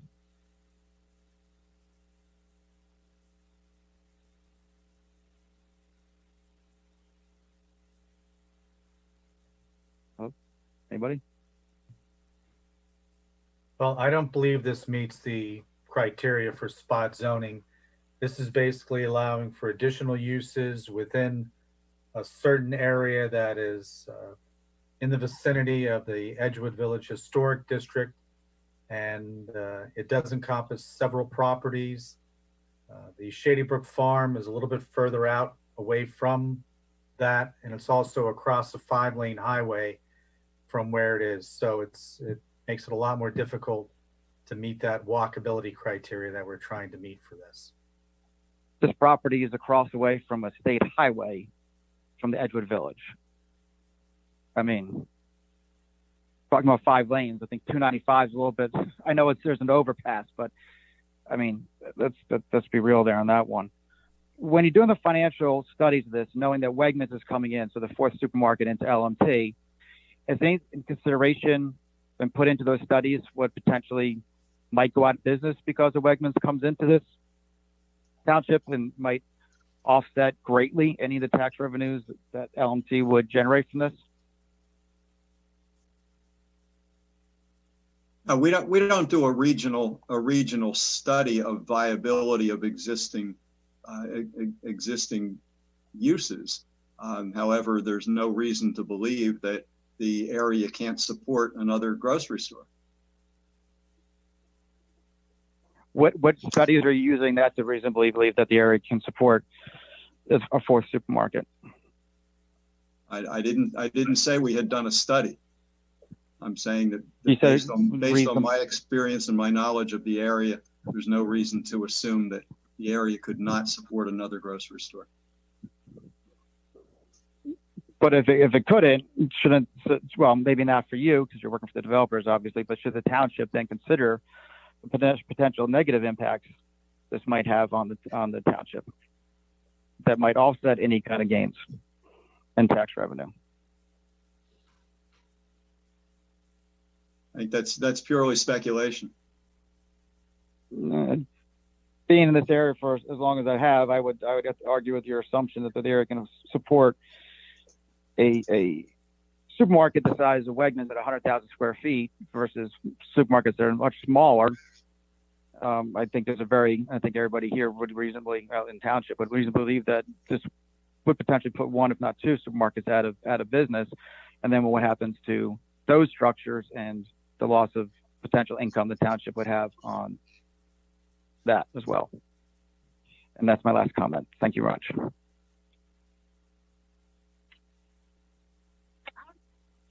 All right, I have one more caller, and this is Robert bringing him in.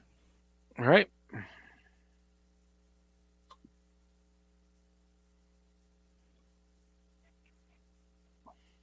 Can you hear me? I can, Robert. Hello? Hi, Robert. Can you hear us? I can hear you. Can you hear me? We can. Can you state your full name and address, please? Robert Abrams, 652 Teach Drive, Yardley. As far as Mr. McNamara's comment there, he was accused of speculating. Well, isn't that the pot calling the kettle black? You're speculating that the area can handle another grocery store. So why is it just him that's speculating? You guys got to get it together here. I think you need to change your name to the Disaster Planning Commission because that's exactly what you're planning here. Brought this up at the last meeting and no one answered me.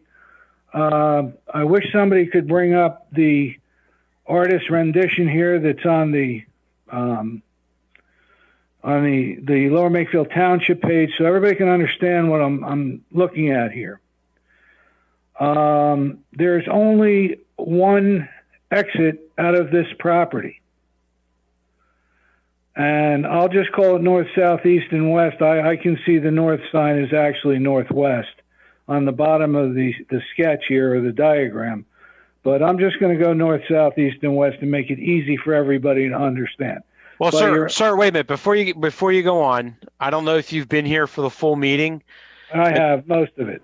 Okay, well, their traffic engineer, and I'm not arguing with you. I'm just bringing up fact that he went through his report of the proposed 4 driveways proposed for this. I saw it. Okay, well, right. there's 4. All right. Well, let me make a point here on this traffic study. Sure. That you got 32,000 people that are supposed to believe you're going to put one traffic light in, dig up some road bed, and make a lane or two. And that's going to alleviate more traffic than the extra 1,000 cars you're going to have running through that facility per day. We're all not that stupid. All right. Just go multiply 2 cars for every 2-bedroom apartment and 1 car for every 1-bedroom apartment and Wegmans and then the retail. And you got 500 cars going through, at least 5. No, you got more. You got almost 750 to 1,000 cars going through there a day. Now, let's go back to this 4 driveway idea. By your own admission, you're calling it one full movement driveway, which is the driveway that runs from the northbound side all the way around the facility and dumps out on Stony Hill Road, which I'm calling the southbound side. The other 3 driveways are all inhibited in some shape, matter, or form. And in fact, your full access driveway even has bends and curves in it that would have to be negotiated in the event of a disaster.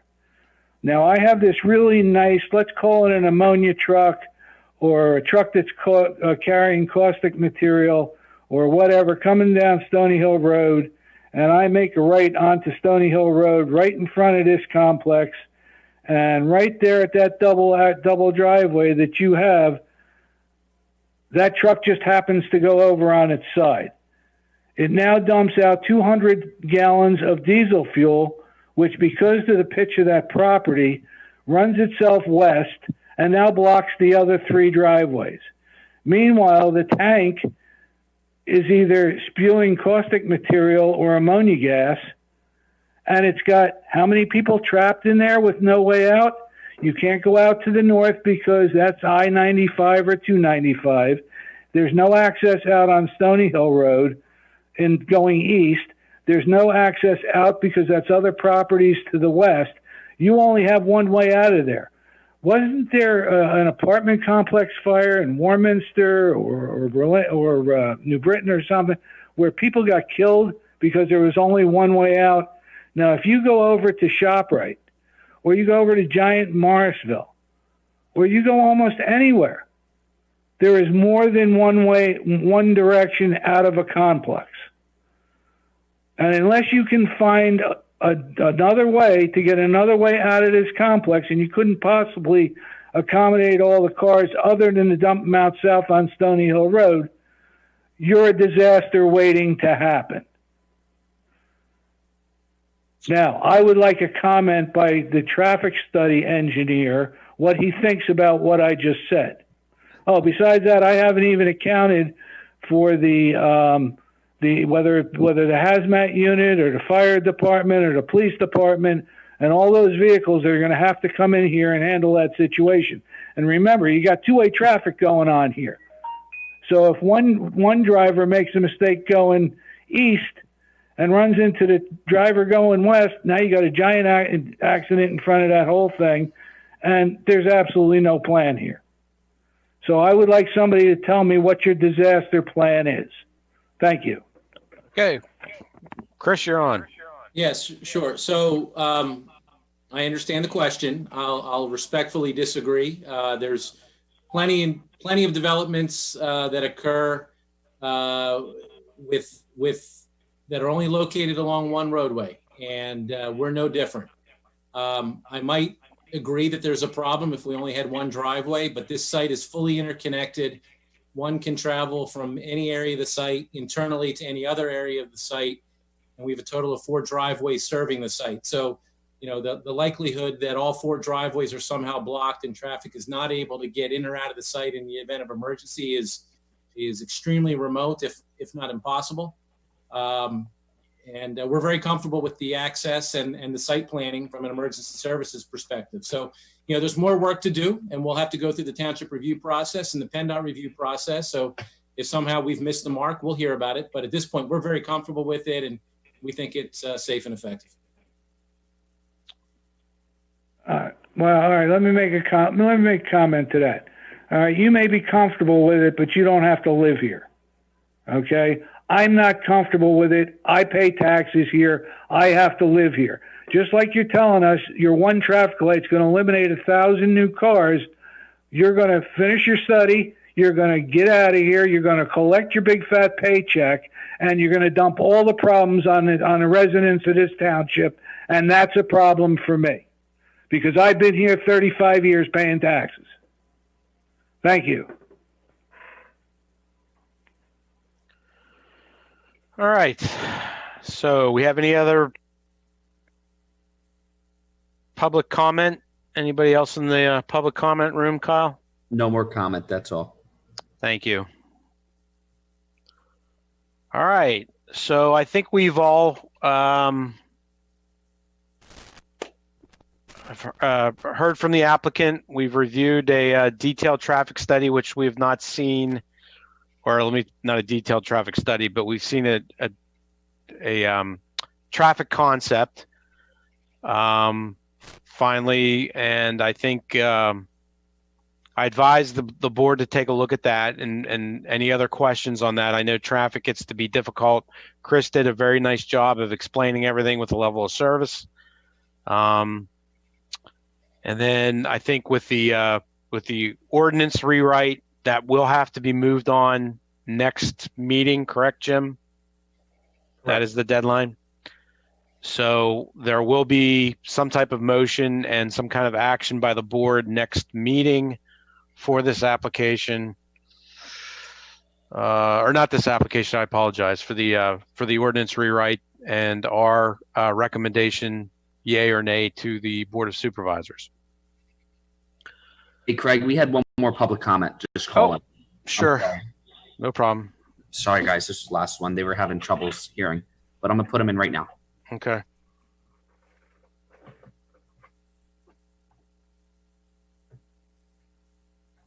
There will be some type of Name is Brian. and some kind of act. Brian, are you there? Yes, sir. Can you state your full name and address, please? Yes, I can. Brian Jameson, 100 Polo Run Drive in Morrisville. Okay. I want to ask a few questions. First of all, why, I mean, this hasn't, the thing that you approved last September hasn't even been taken up by the Board of Supervisors yet. So why are we going through this process tonight?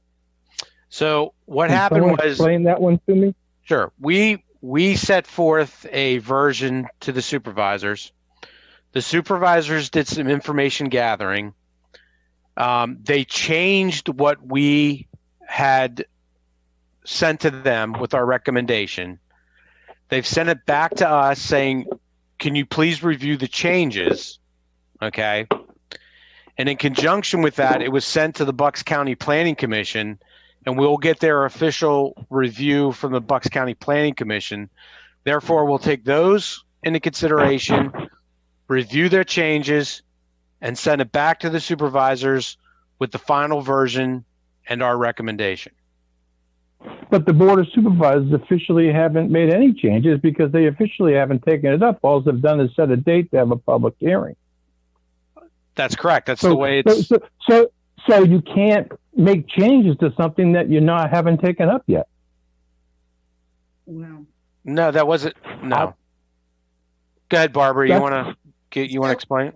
what happened was a petition was filed by the applicant asking that the ordinance be reviewed. It went through preliminarily the process in front of the Planning Commission, as you said, for Last September, yes, sir. correct? Yes. Then the developer sat on it for 10 months, didn't do anything with it, Ongoing and discussion. then put it forward during a time of pandemic where public meetings can't be held. Well, sir, I'm just trying to explain to you, since September, there were ongoing And so now we're rushing. May It I seems to me. finish? Okay. Since September. I was just doing, I'm sorry, I was just doing it in a hurry because it seems like we're rushing this process. So, No, but I'm trying to explain to you what is being done today is meeting the requirements set forth in the municipality's planning code. That there was a version that was recommended to the Board of Supervisors. and which one is that? Which condition? All right, sir, I'm sorry. You keep interrupting me. I'm not going to bother trying to explain anymore. But you threw something out there and then I don't know what that means. So that's why I asked you to explain it a little more. So you said it was a condition. What's the condition that it There were no has to conditions. meet? There was a recommendation made by this planning commission as to a form ordinance that was not accepted by the township supervisors. There had been ongoing discussions with administration as well as other planning bodies in the township, to the point where there were general discussions and meeting sessions with the Board of Supervisors reaching a, lack of a better term, final version of an ordinance that the supervisors wanted to have reviewed. And that's why it's now in front of the Planning Commission for the formal review of the final version. Yeah, I appreciate you explaining that to me. But when you first started out, you said the condition of the Lower Makefield Township planning regulations is that this is what has to happen. So I was wondering what condition that was. Not the Lower Makefield Township, but the Pennsylvania Municipalities Planning Code sets out the review process for proposed ordinances. Okay. And I was still, like, again, well, I just wanted to know which one we were adhering to, that's all. Also, the developer started off the night by saying that, quote, "We have made no changes to this since September 2019. That's obviously not correct. There's been a lot of changes made.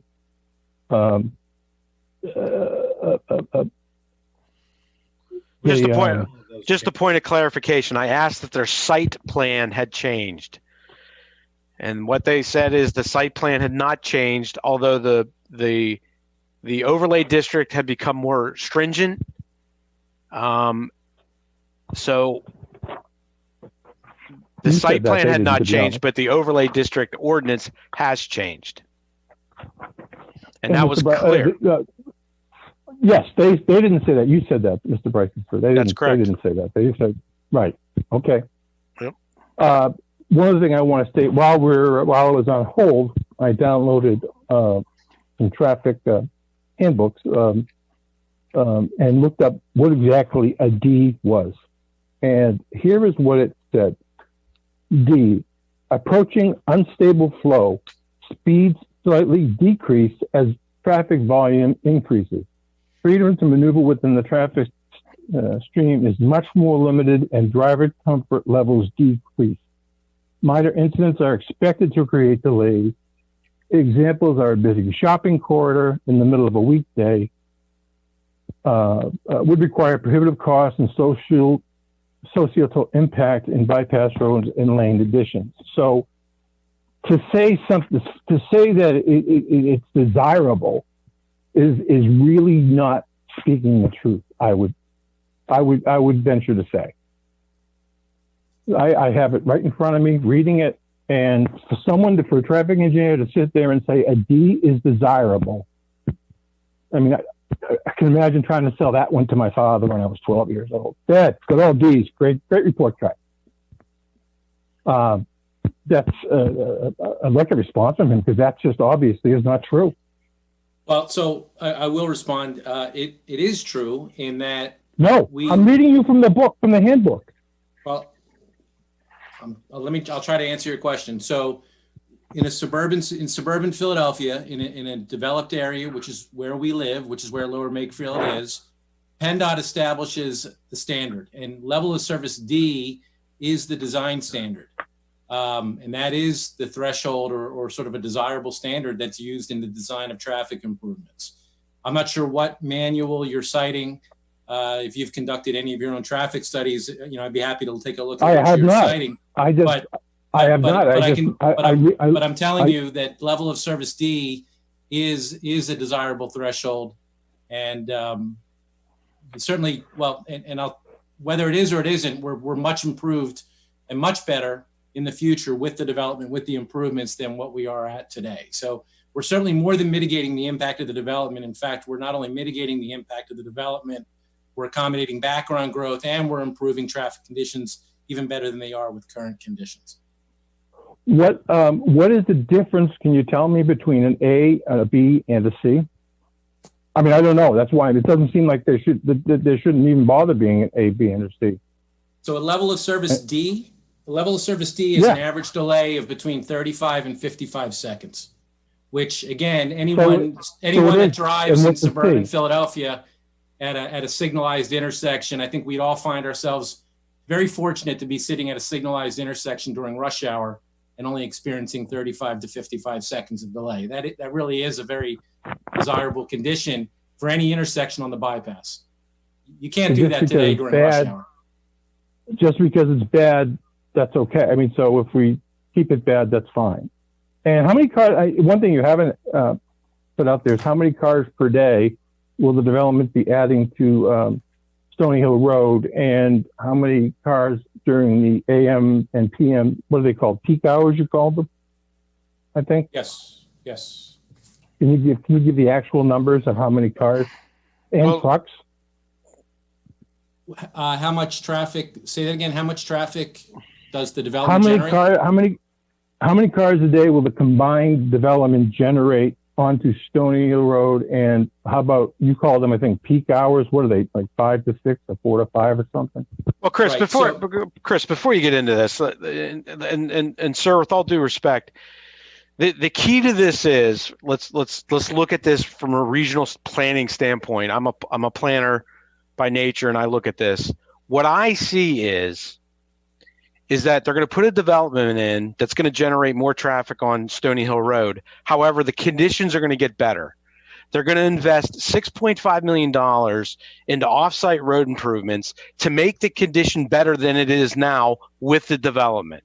Okay, so regardless, let me speak, sir, please. Because they're saying it, because they say it, that's why we're believing it? PennDOT sets standards. If these guys do not convince PennDOT with their calculations, PennDOT will call them on it. It's all regulated by PennDOT. They will. Okay, I'm answering a question. The second thing is, and this is what, okay, listen. Right now, that site's approved for 180,000 square feet of office. They can generate 180,000 square feet of office, go build it now, and not do one lick of road improvement.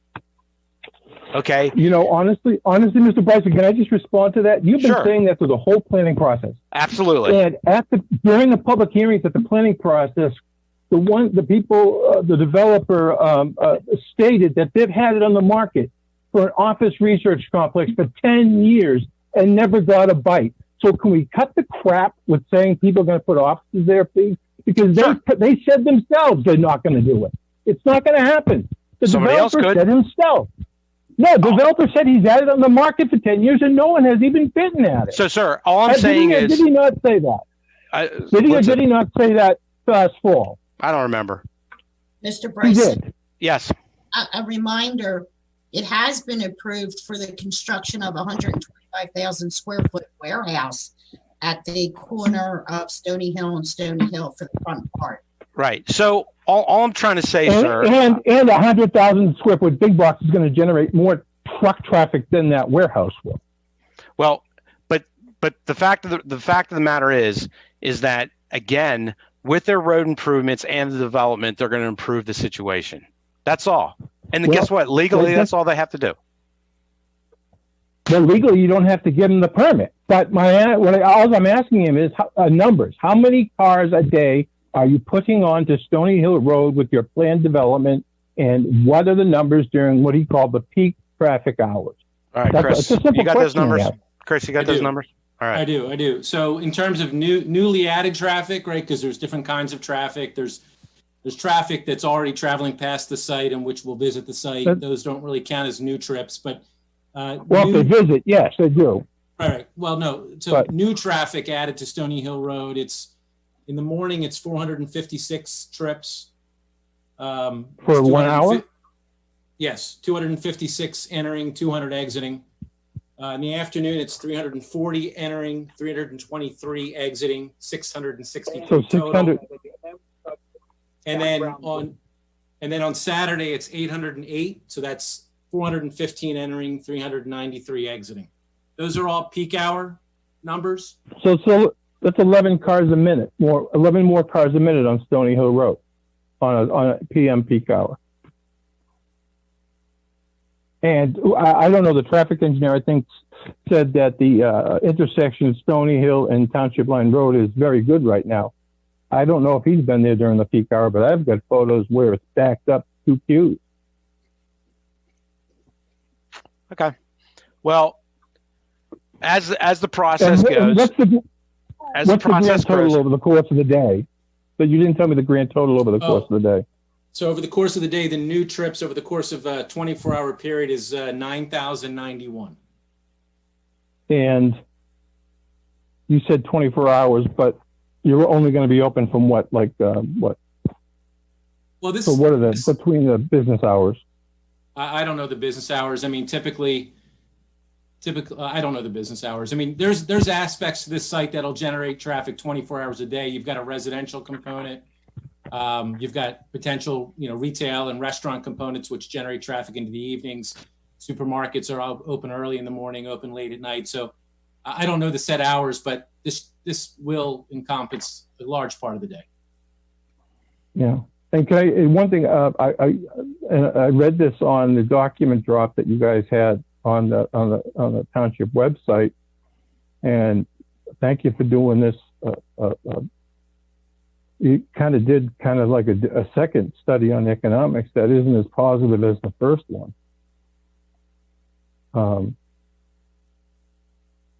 Did you guys put that on there or? Yeah, I mean, the developer handed it to the township and the township posted it. Am I correct on that, Jim? Okay. There also was another study done by, it was commissioned by Larry Porta and Dobby Dobson, that they hired people to do another study that we also submitted to the Planning Commission. Right, I saw that one. Put out there for the general public. Because I mean, what I'm reading from the study I'm reading is that the economic benefits are being greatly exaggerated. And I just glanced at it in the last hour while I was waiting, so I didn't get a chance to read it yet. I kind of just went through it. Like they talked about, I think 50 kids being in the school system, not 11. That the I'm just scanning it now as I'm talking to you, so I'm trying to stall. I apologize for that. But does that have any credence?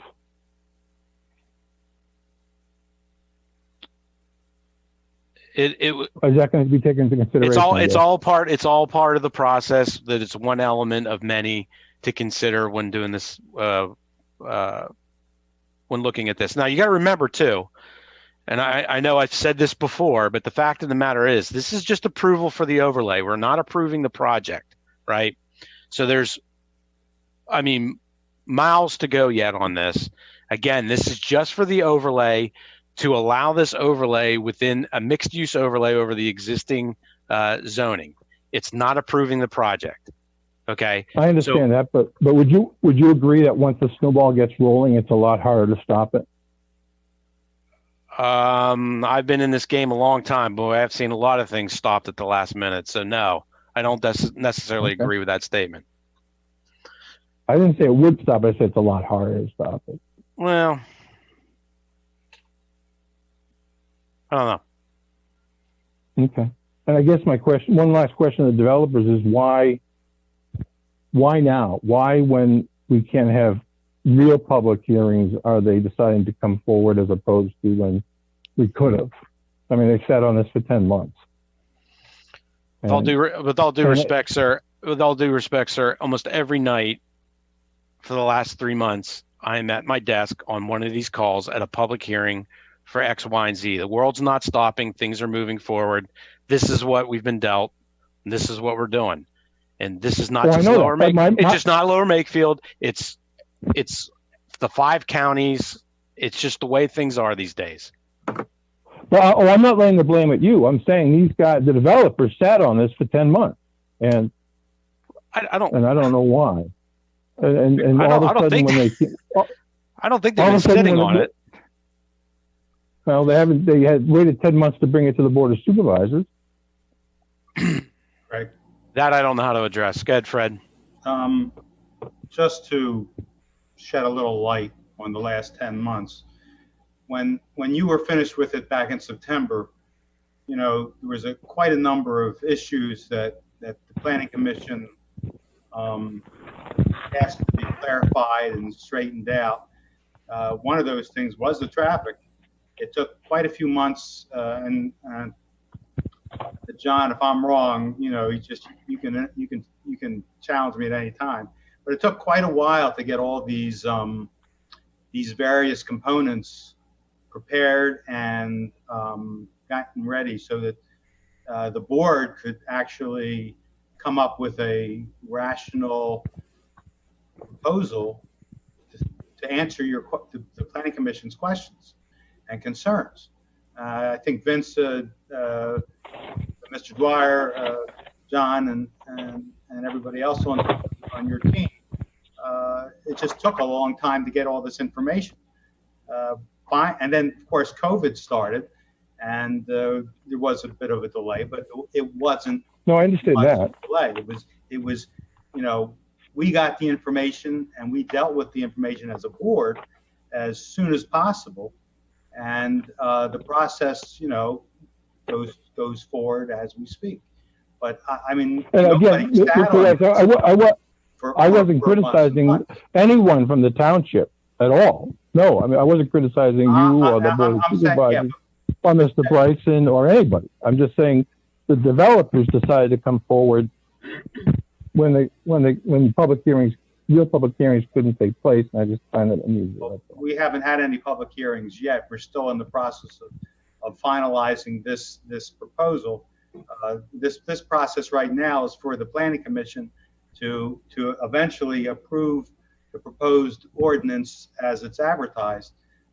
This is a process where it's taken this long to get proper wording that the board of supervisors is comfortable with, so that we could send it back to the Planning Commission so they could have their input, and all the neighboring towns and the community and the Bucks County Planning Commission. This is Barbara, Ms. Kirk, you can tell me if I'm wrong.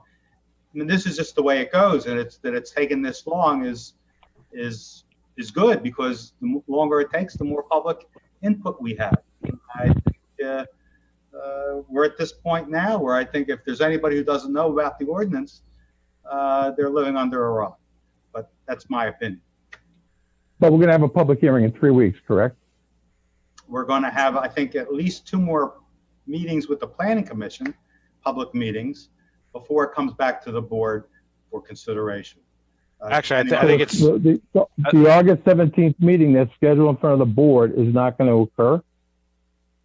It will occur, but there'll be at least 1 more Planning Commission meeting, which will also be public, and you'll have another chance to weigh in. But it's going to be virtual. It's going to be virtual, correct? I'll tell you the truth, I think all meetings for the rest of the year will be virtual.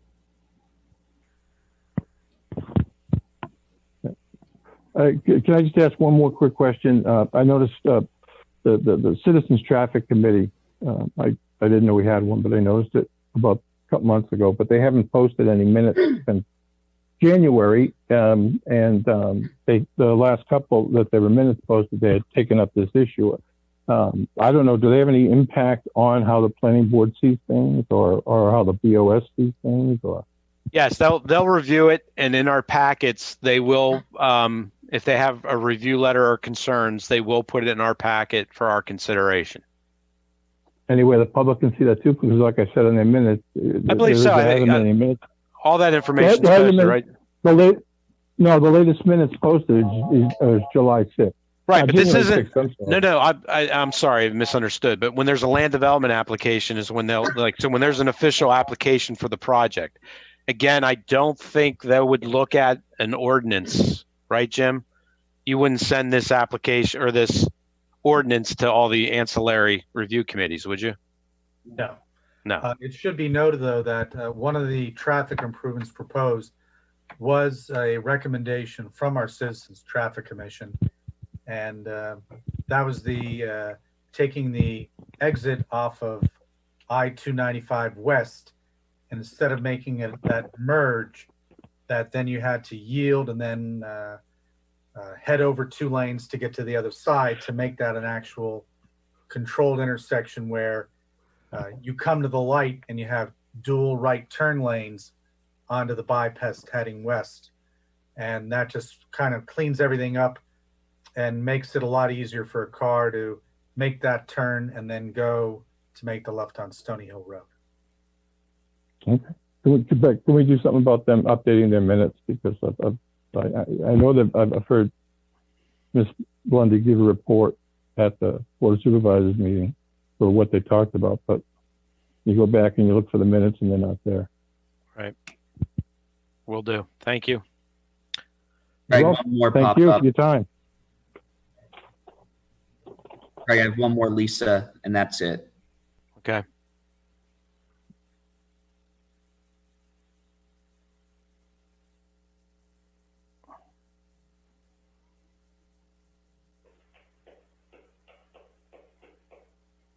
Lisa, can you hear us? Yes, I can. Can you state your full name and address, please? Lisa Tenney, 156 Pinnacle Circle.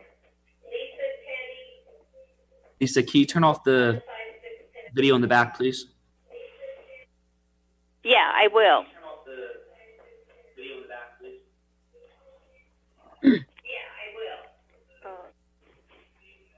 Hold on, I gotta find the remote.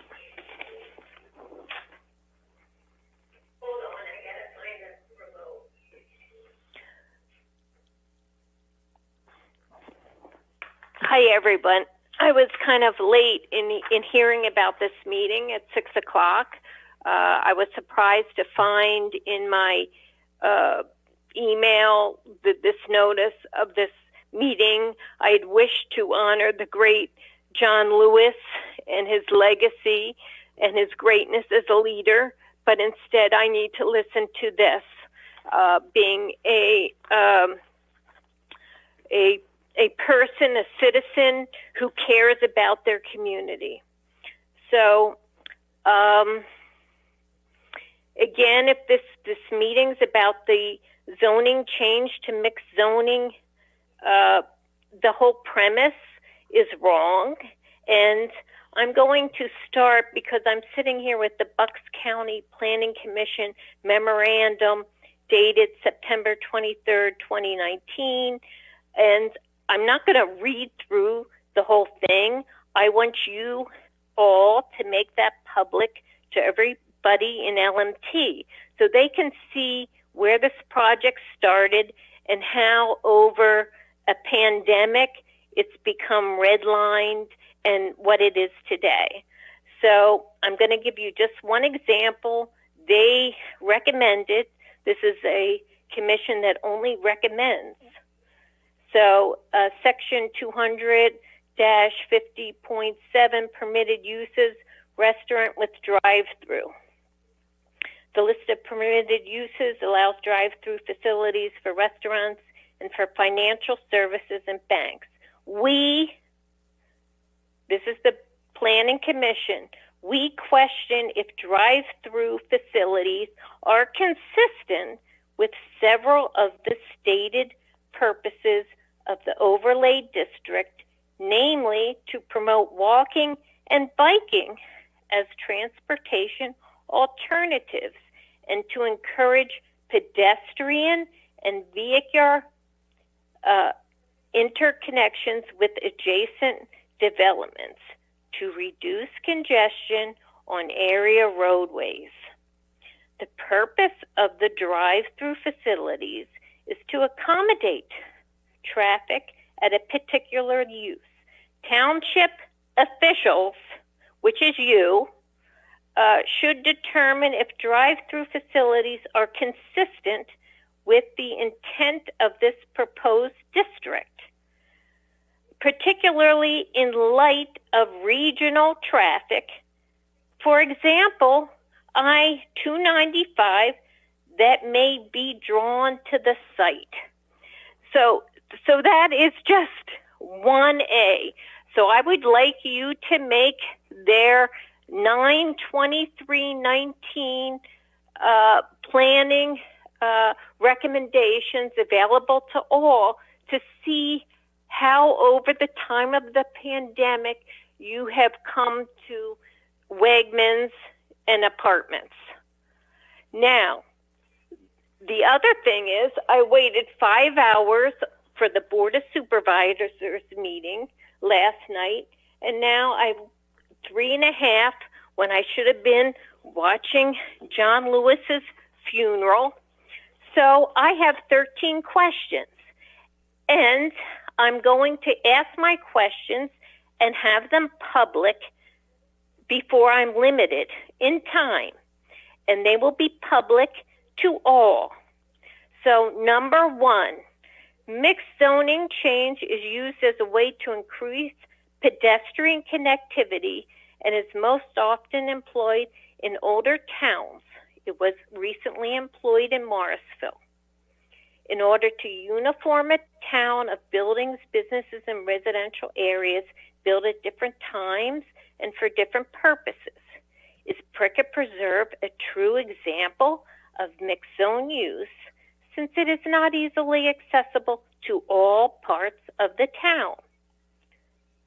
Ms. Tinney, wait, real quick before you go there, are you reciting the Planning Commission's, Bucks County Planning Commission's? Absolutely not. These are my own questions. Okay, I'm sorry. I'm just getting clarification. Okay, sorry. Go ahead. 2, the Bucks County Courier stated that the plans of a warehouse was stalled in April. Why did it stall? What further steps would the client need for approval for the warehouse? 3, how will the Board of Supervisors gain control of what gets built in mixed-use overlay when it appears with each approval that occurs in writing further commits to specifics of what is being built on the land? Current OR zoning has 13 permitted uses, small businesses and agriculture, 11 special exemption uses, and 3 conditional uses.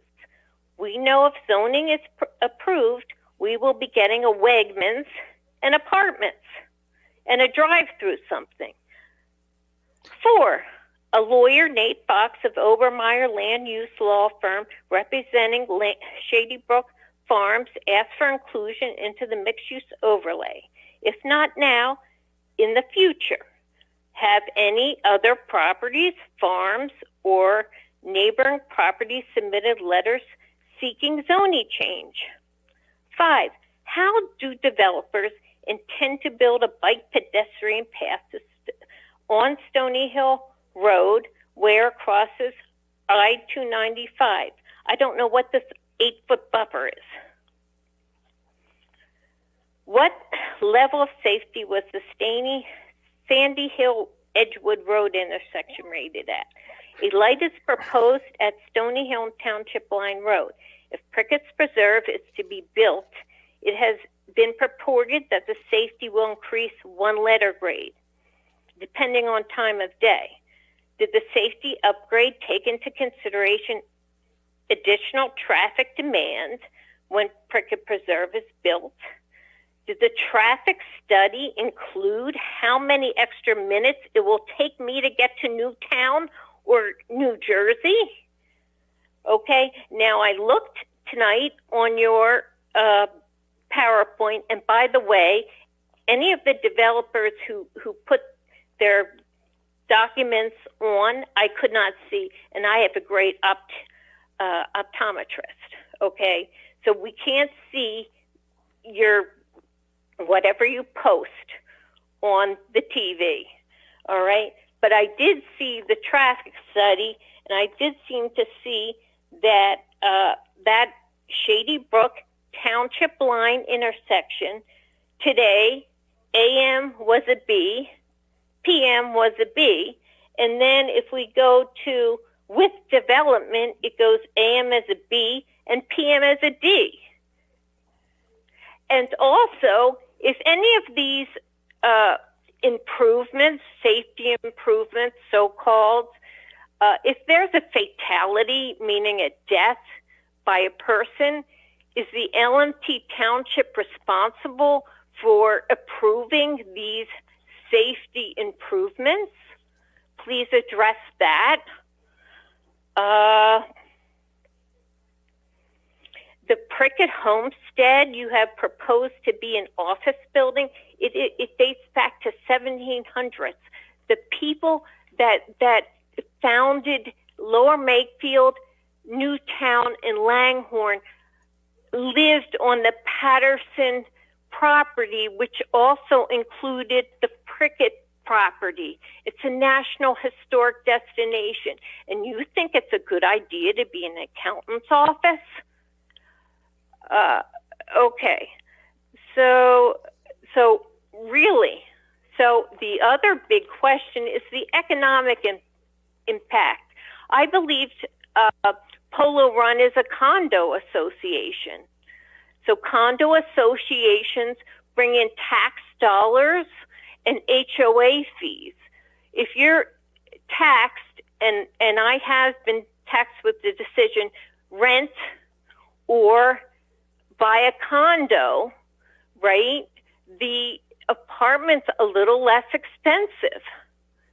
How is this project going to affect the condo values? And we have many beautiful condo associations in Edgewood Village. How's that going to affect the economy?